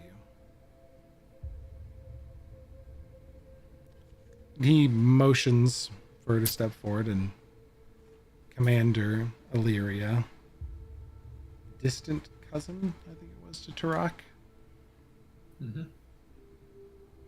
waves out a young, battle-scarred lady who steps out in dark leathers, pressed from strange animals that live under a sun that sheds no light. As you look up from her dark, black, soft boots, these shin pads, flecks of skin poke through. You see two long, curved, thin blades at her hips, and she's got one gauntleted hand held onto a changeling, a member of the Ebon Hand, caught out and not ready. And as she pushes it away, the necklace swings from her chest, and you can see the mark of the Stella Tenuum hanging as she throws this entity to the floor. She reaches up to a helm, her long purple hair flowing from it, two horns coming off the back of it in menacing fashion. But as she lifts it up, one of them is broken off, jagged at the root. And you see the bright pink skin and purple eyes of Maximiel's sister as she looks to Commander Illyria. This one will talk. She'll turn him in for us. She knows a bit or two. That's where we'll end today's session. Nice. So, Okay, am I just bad at taking notes? I didn't remember Max having a sister. Max never said anything about that. Nope, we never. Nope. All right, cool. Max had some stuff that she figured out, but you guys should definitely go back and watch the stream. I'm not saying, but I'm saying. All right, thanks everybody for hanging out with us tonight.